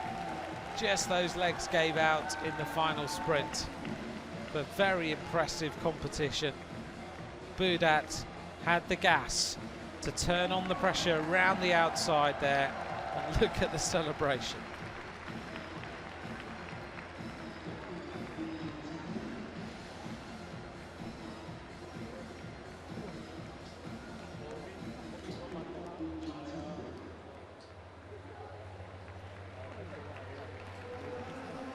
Alain Le Bleu, he wins, he's all smiles.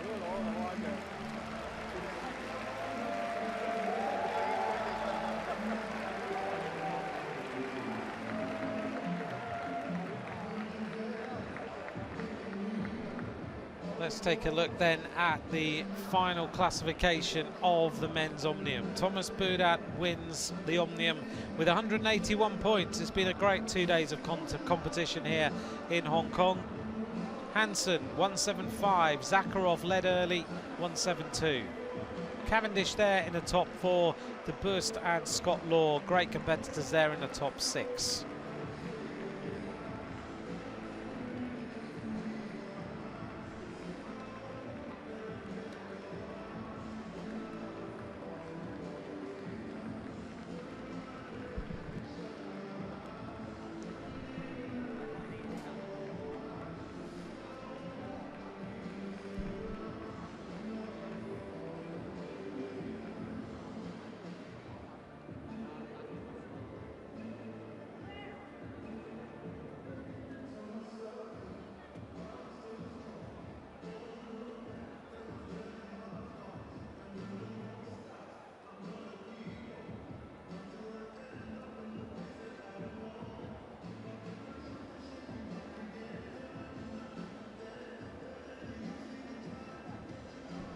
We turn our attention back then to the men's sprint.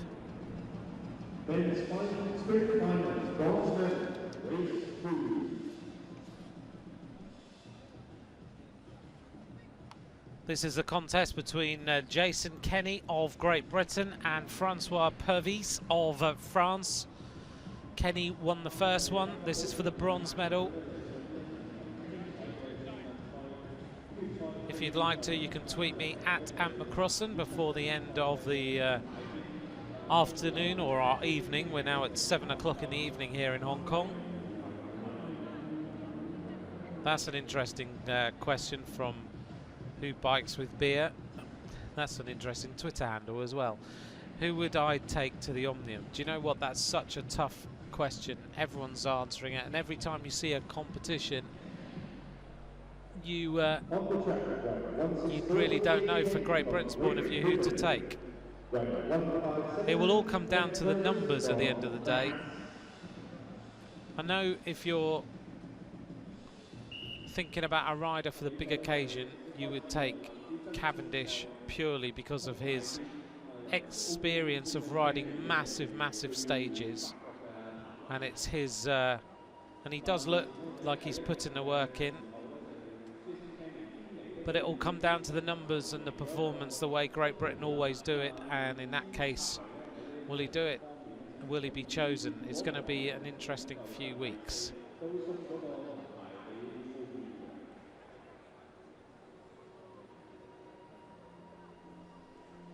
There is also, as someone's just said on Twitter, about the fact that you do have to be, in order to ride the Omnium, able to be able to ride a team pursuit.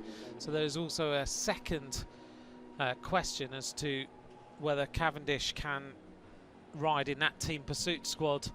Although, if you talk to someone like Rob Hales, who's ridden with Cavendish a lot, he is a very good team pursuiter. He's ridden the track so often.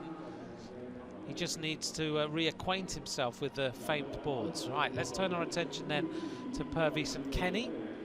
Kenny leads 1-0. This is for the bronze medal. Purvis and Kenny went shoulder to shoulder there. A little bit of intimidation going on. These two riders, such great competitors.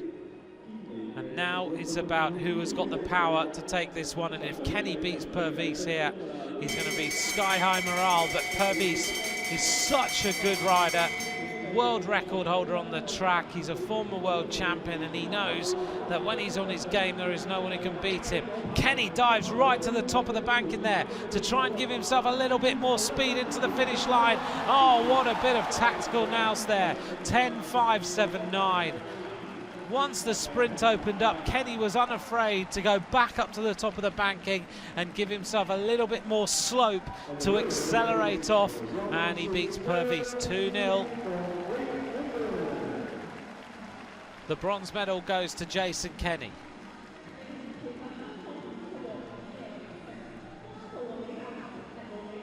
Let's take a little bit of another look at this in a second when we get the...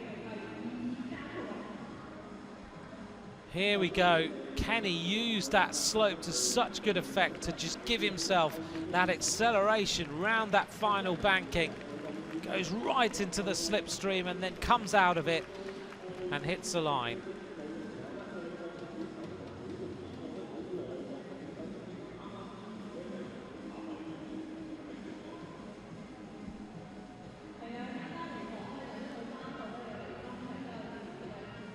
(2-0) to Kenny. Still, the debate goes on my Twitter feed about who Great Britain should take to the Olympics and World Championships. I guess Olympics more Omnium and team pursuit. If you are going to pick a pursuiter, I think you're right that Jonathan Dibben right now is on absolute top form. Comes from my home city of Southampton, and he looks very strong. And then you've got all the other nations. Who are Australia going to take? We haven't even seen their top team pursuit squad here, but their youngsters are still riding a 357, a 356 on a track which has had pretty high pressure outside. So many nations have got these selection dilemmas, which is good to have. It keeps everyone on their toes and trying to put in the best performance they possibly can.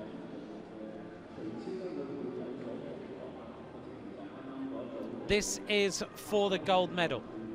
If you're an Australian fan, this man has suddenly come to prominence in this round of races. Patrick Constable against Chu of China. Constable leads at 1-0. He dismissed Kenny earlier. Chu dismissed Purvis. And now it's about this gold medal. If Constable wins this, he will win this World Cup round here in Hong Kong. Constable now accelerating. Chu has got a really fast sprint on him. If he can accelerate into the slipstream. Constable dives down on the bell. Chu has got the move here. He's going to go around the outside. Constable's looking for a little bit more speed. Is he going to hold him off? Look at this. Chu is trying to get on terms. He goes back into the slipstream, and Constable hits that one on the line. I'm pretty sure he took that. What a fantastic round of sprinting by the young Australian. 2-0. He takes the gold medal here in Hong Kong. Oh, he's ecstatic. He was riding around the track centre earlier on, and he just glanced across at me and said, "Hello, how are you?" Very quietly spoken. A massive powerhouse. Looking really, really good. He takes the World Cup win here in Hong Kong. A thrilling round of competition. Chu of China takes the silver medal, and the bronze will go to Jason Kenny.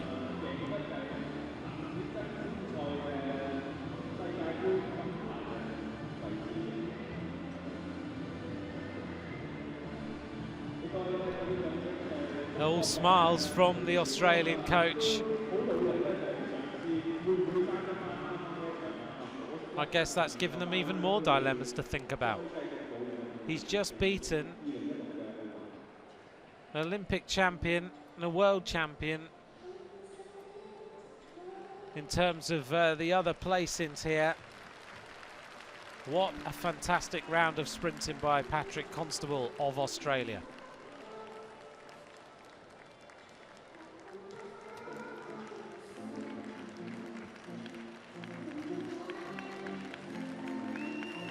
Well, don't go away, because we've got the award ceremony of the men's omnium, and we'll also bring you the women's keirin, both finals.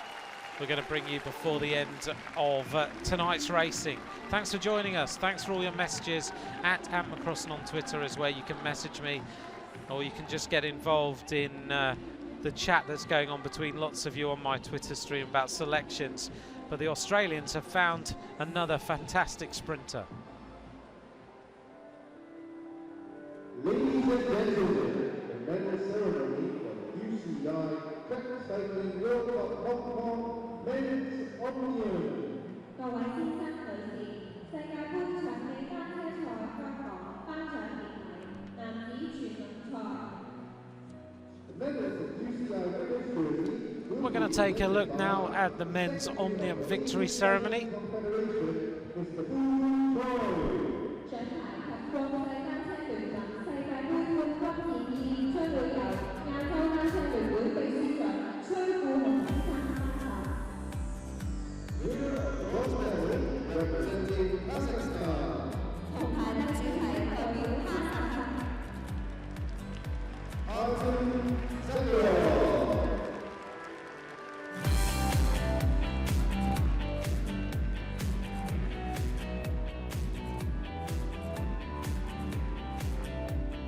The bronze medal then goes to Zakharov, Artyom Zakharov of Kazakhstan.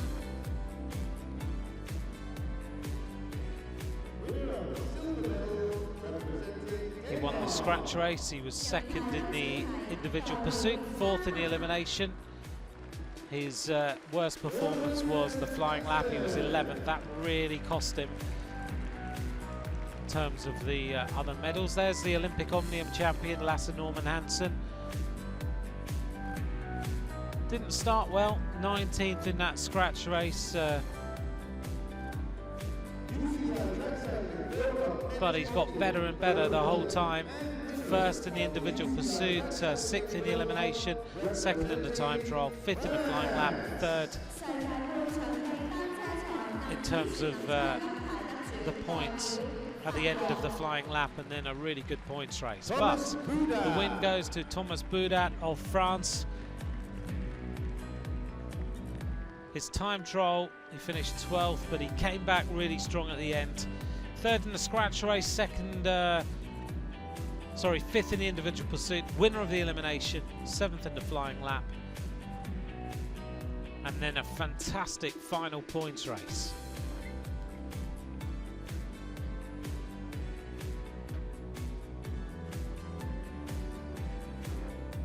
A little bit large for him. The gifts will be presented by Assistant General Manager of China Life Insurance. Thomas Budat wins a gold medal here in Hong Kong in the final World Cup of the season.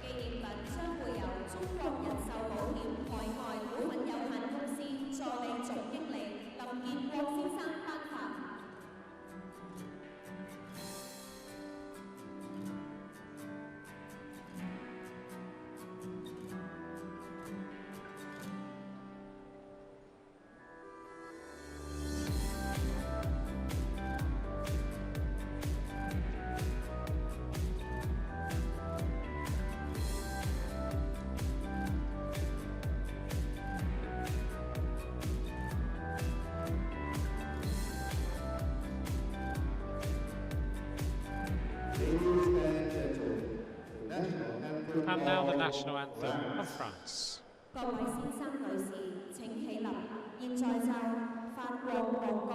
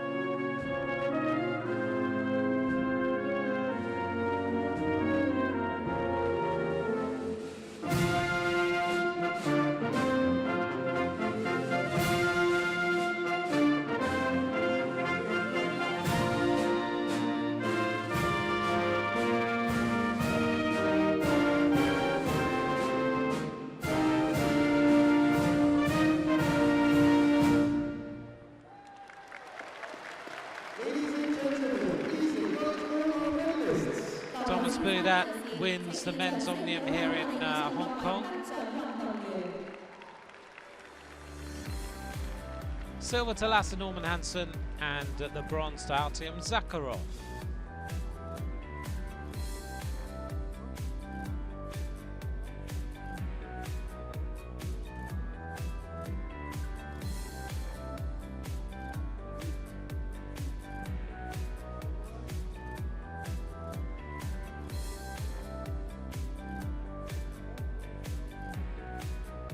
Stay with us, we're going to bring you the women's keirin finals and then the final award ceremonies of this round of the World Cup.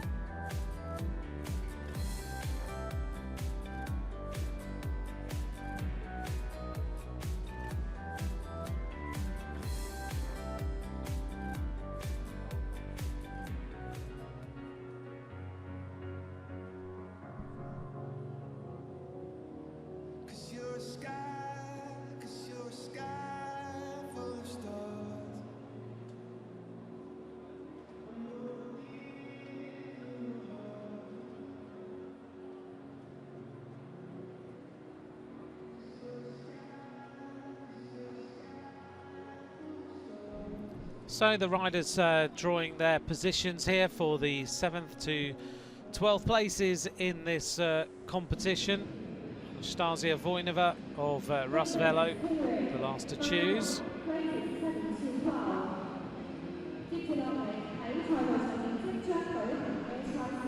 The list of riders then who will be taking part: Guo Shuang of China, Juliana Gaviria of Colombia, Helena Casas of Spain, Natasha Hansen of New Zealand, Anastasia Voinova of Rusvelo, and Fatia Mustafa wears number 306.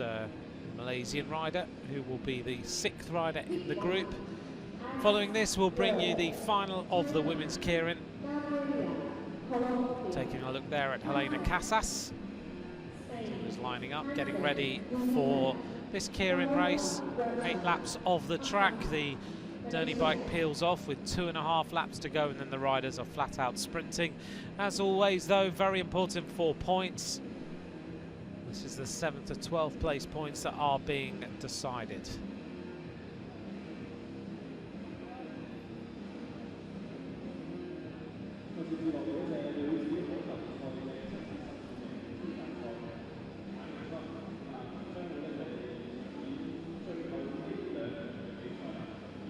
Nice look at the painting on the helmet there of Gaviria. Noticed Anastasia Voinova's chosen to use a slightly different helmet with a visor on this time. Over the last few days of competition, she went through a phase of using the fully filled-in helmet, a little bit like Guo Shuang is using. She looks like she wants a little bit more air to go through.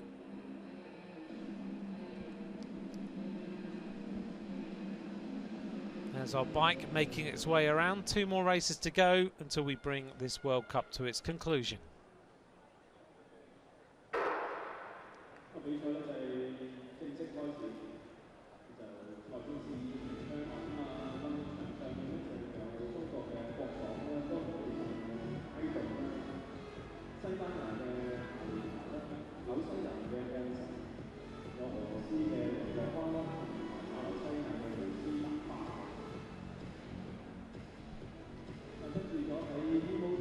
So it's Fatia Mustafa, who is the rider in the red and black, who's there at the front.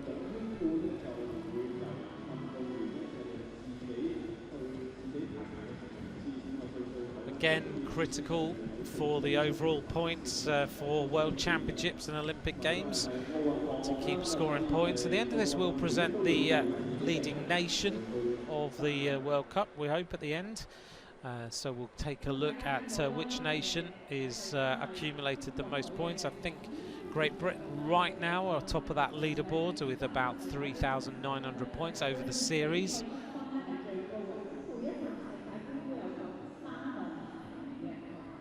Natasha Hansen sitting in 2nd place in this group. Guo Shuang in the white as the leader of the World Cup.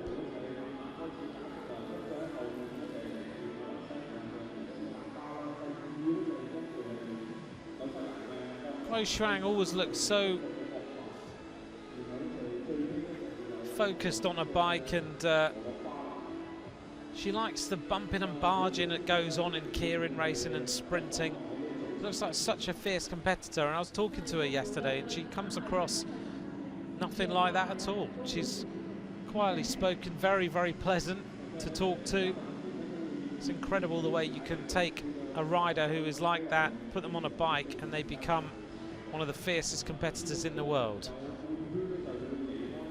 Helena Casas sitting on the wheel of Guo Shuang. Behind her is Gaviria. Right at the back of the group is Anastasia Voinova, the very fast sprinter. Maybe got her tactics a little bit wrong in that last keirin.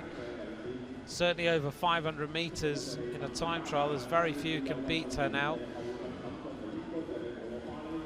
So the Derny bike has peeled off. These riders are starting to manoeuvre for these final points. Casas moves up. Natasha Hansen also in the stealth black of New Zealand, making her move up towards the front. Voinova's leaving it very, very late. Mustafa trying to hold her line as Natasha Hansen hits the front, goes to the front of this group now, leads Helena Casas, starting to open up the power as Guo Shuang tries to go around the outside. She says she's not on her best form yet. Natasha Hansen of New Zealand is the 7th place rider in the keirin. A great performance by her there. In 8th place, I think, was Guo Shuang. But Hansen got those tactics right. led from the start. All smiles from her as she takes out that win, leading from the front. And Anastasia Voinova moving up on the outside, but left it very, very late to make her move.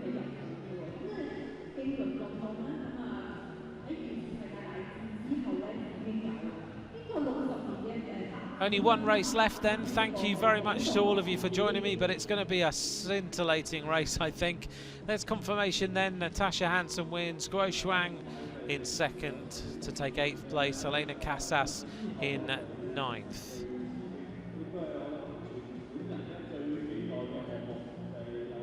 Rin Kim on Twitter, yeah, you're absolutely right. Steph Morton's sub-11 qualifying times this season looks very, very good.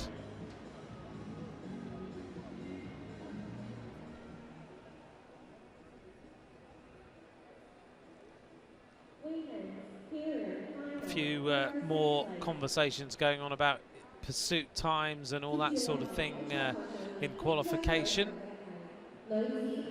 on my Twitter feed at @McCrossan. If you would like to tweet who you think might win this final race, the keirin, as we see the riders going up onto the track. We're following Stephanie Morton onto the track there of Australia. Here's the lineup then. Sarah Lee, Wide Sea Lee of Hong Kong, China. Stephanie Morton of Australia, riding of course for Jayco. Hae-Jin Lee of Korea. Simona Krupakaita of Lithuania. Katerina Nadenko of Russia. And Lyubov Basova of Ukraine. That's a very, very good lineup in this final round of the women's keirin. This is for the gold medal.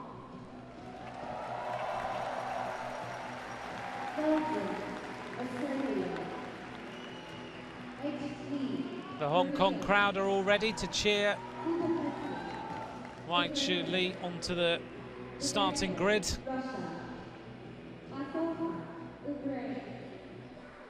Basova up at the top of the track from the Ukraine.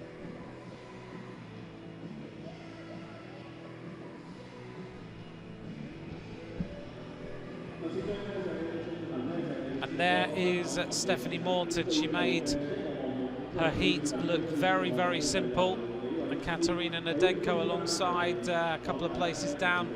Sarah Lee alongside her, the Korean rider. Another Lee, Hae-Jin Lee, Simona Krupakaita. On good form by the looks of things.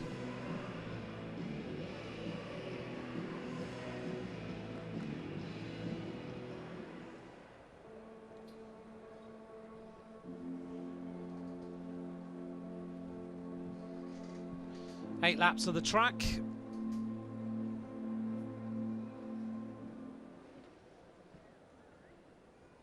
And our electric dirty bike will wind its way up to 50k an hour before it peels off.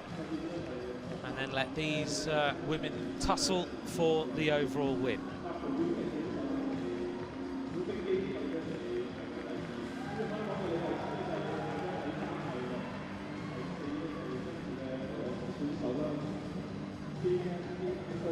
Hae-Jin Lee then on the wheel of the dirty bike. Behind her, Simona Krupakaita, pick her out in the yellow and green. Behind her is Wide Sea Lee of Hong Kong, China. The Russian rider, the Katerina Nadenko. Behind her in the red, white and blue, as we take a glimpse here at Hae-Jin Lee.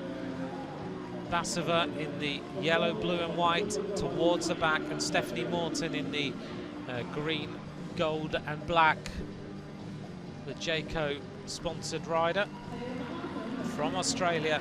7 laps to go. 6 laps to go now.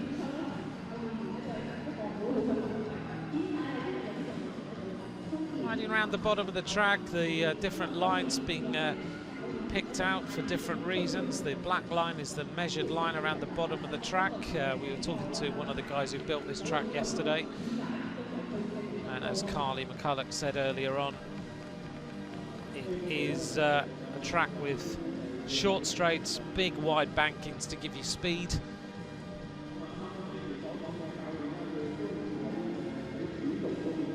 And we'll see what it does in this final keirin race. 5 laps to go.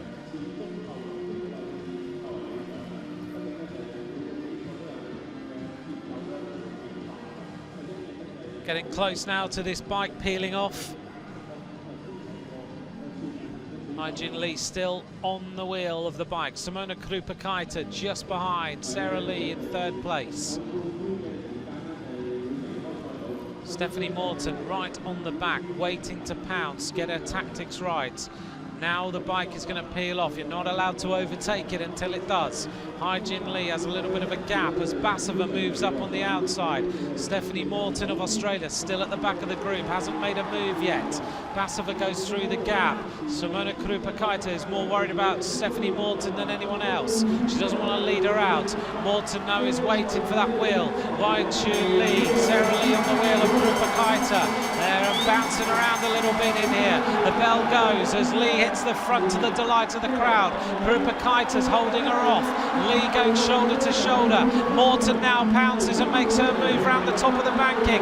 Lee and they're on shoulder to shoulder. Krupa-Kaita has the power. Does she take the victory? That was a very, very impressive sprint. I think Simona Krupa-Kaita just managed to sneak through there and take the victory.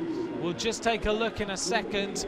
I'm pretty sure that Krupa-Kaita took it. She believes she's got it. That was a very, very close sprint between those 3 riders. Simona Krupa-Kaita takes the win. In 2nd place is Stephanie Morton of Australia. In 3rd place, Hai-Jin Lee smiling there. She will be on the podium. What a stunning sprint by Krupa-Kaita. She held them off. She didn't want to go too early.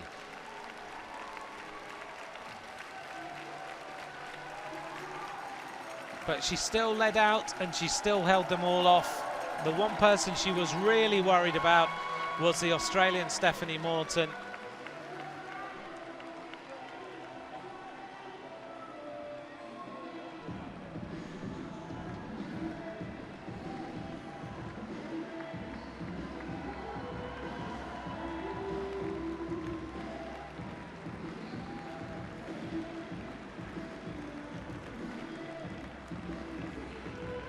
Been a couple of questions about where Anna Mears is in this World Cup.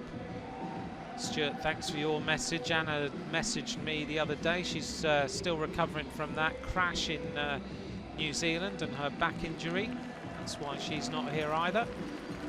But here's the replay of that, Keirin. Look at Krupa-Kaita. She fought all the way around that banking, keeping the speed on. Morton challenged very, very late.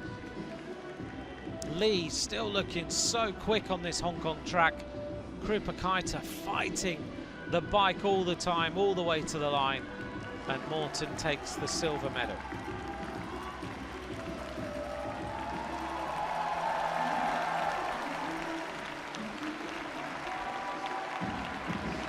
Takes a bow. I wonder whose photo will be on the front pages of the Hong Kong paper tomorrow.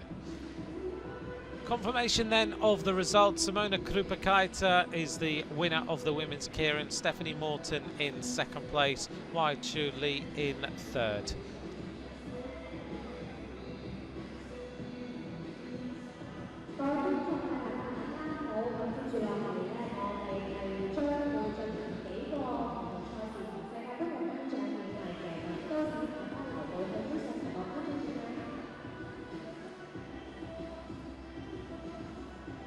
May I ask the audience to please stay behind? We still have some awards left. Let's show some support for the athletes.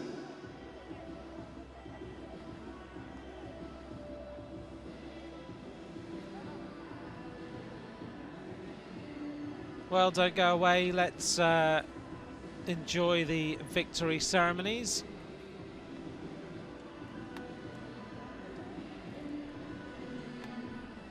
Well, the Australians have all been supporting Patrick Constable. Annette Edmondson has just tweeted Pat Constable, you beauty on Twitter. Well, it's a magnificent track here in Hong Kong. It's held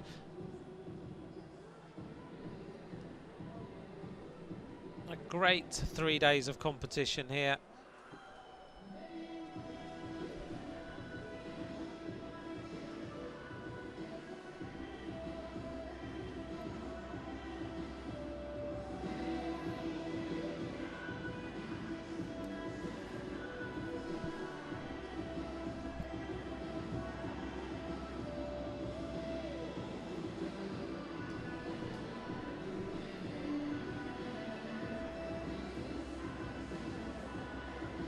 as we look across the track then, 7 weeks until we get to the end of the World Championship, so about 6 and a bit weeks until they start.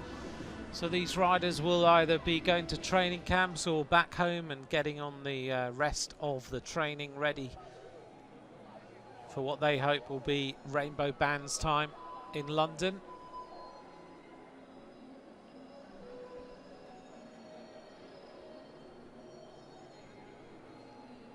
Thank you to all of you who've joined us as a team over the last few months.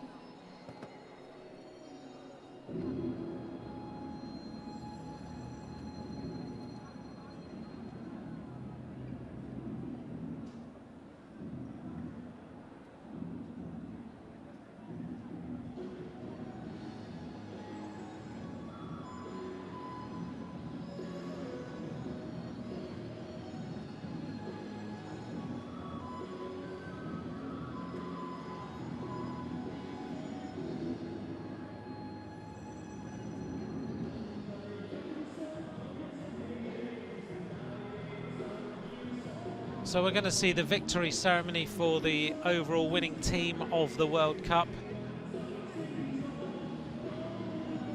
which is the Great Britain team, who are here.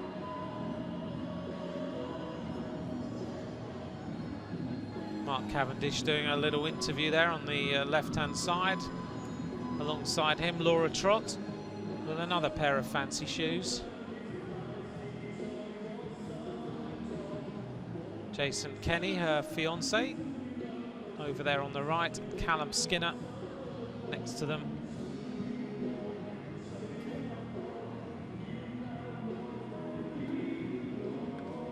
Cavendish then reflecting on some days of competition here in the track. You wonder now how that translates when he gets to, as we were informed, the Cadell Great Ocean Race. And of course the Dubai Tour, which he won last season.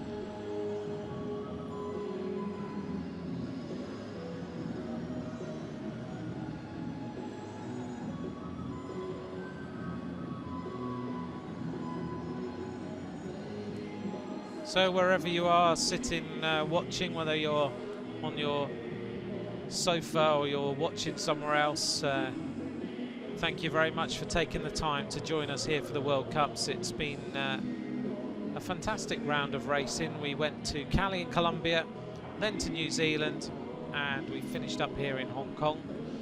I was asked earlier, do we want to see another Asian World Cup event back here in Hong Kong? I think it's a good place to go. You can't have all of them in all of track racing in Europe. It's not fair, is it? You should have certainly spread these competitions around these great venues, and I'm sure we're hearing more and more tracks being planned and built around the world. I heard last night, I know in many of my commentaries I've always said there's only one outdoor track in Ireland, and their team is getting bigger and bigger all the time, and their program is improving. I think they're getting close to getting an indoor track in Ireland, and that will change their lives quite considerably as a nation. There's a few tracks being spoken about, possibly in the Middle East. New Zealand have now got their magnificent new track that we raced on in the World Cup.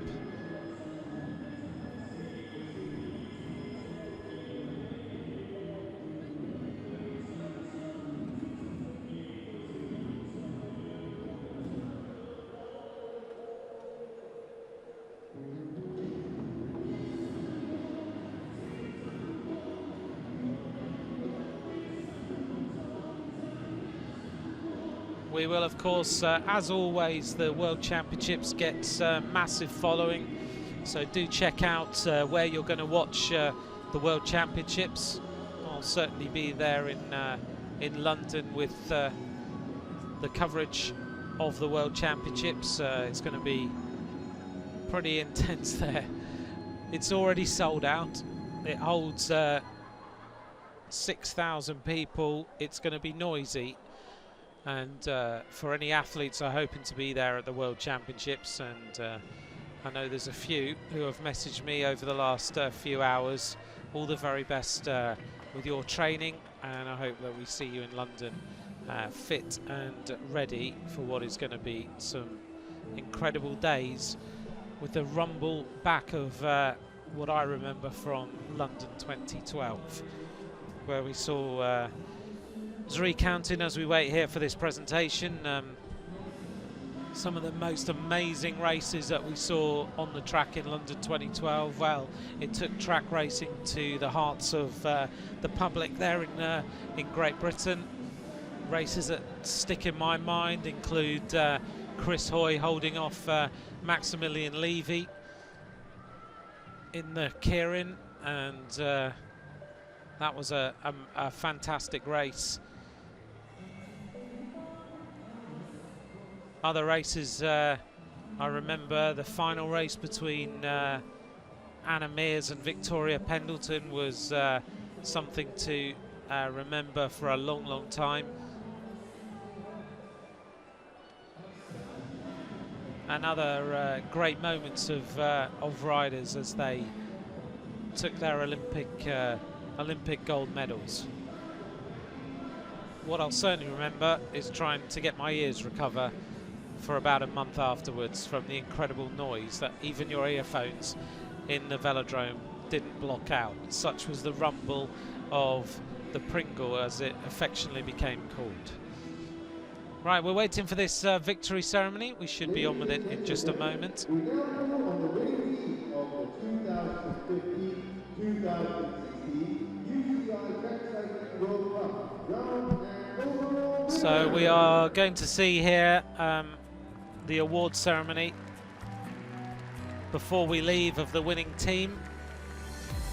The winning team of the World Cup was Great Britain with 3,962 points, with Germany in second place, China in third, Australia in fourth, New Zealand fifth, and Russia in sixth place.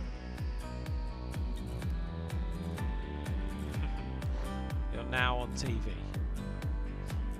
So Laura Trott is presented with the trophy. She's asking if Cav wants to share it.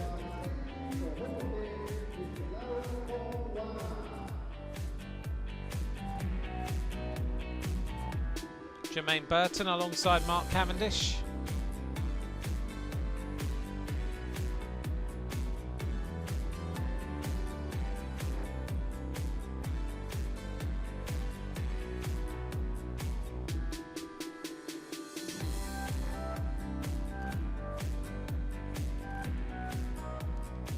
Well, there's the team and all the support staff and mechanics who go in to make the performances possible. So don't forget, the World Championships are coming up in London towards the end of March. Don't forget, join us there. Thank you to all of you who've taken your time to watch us here in Hong Kong or another round. From me, Anthony McCrossan, thank you very much for watching. Bye for now.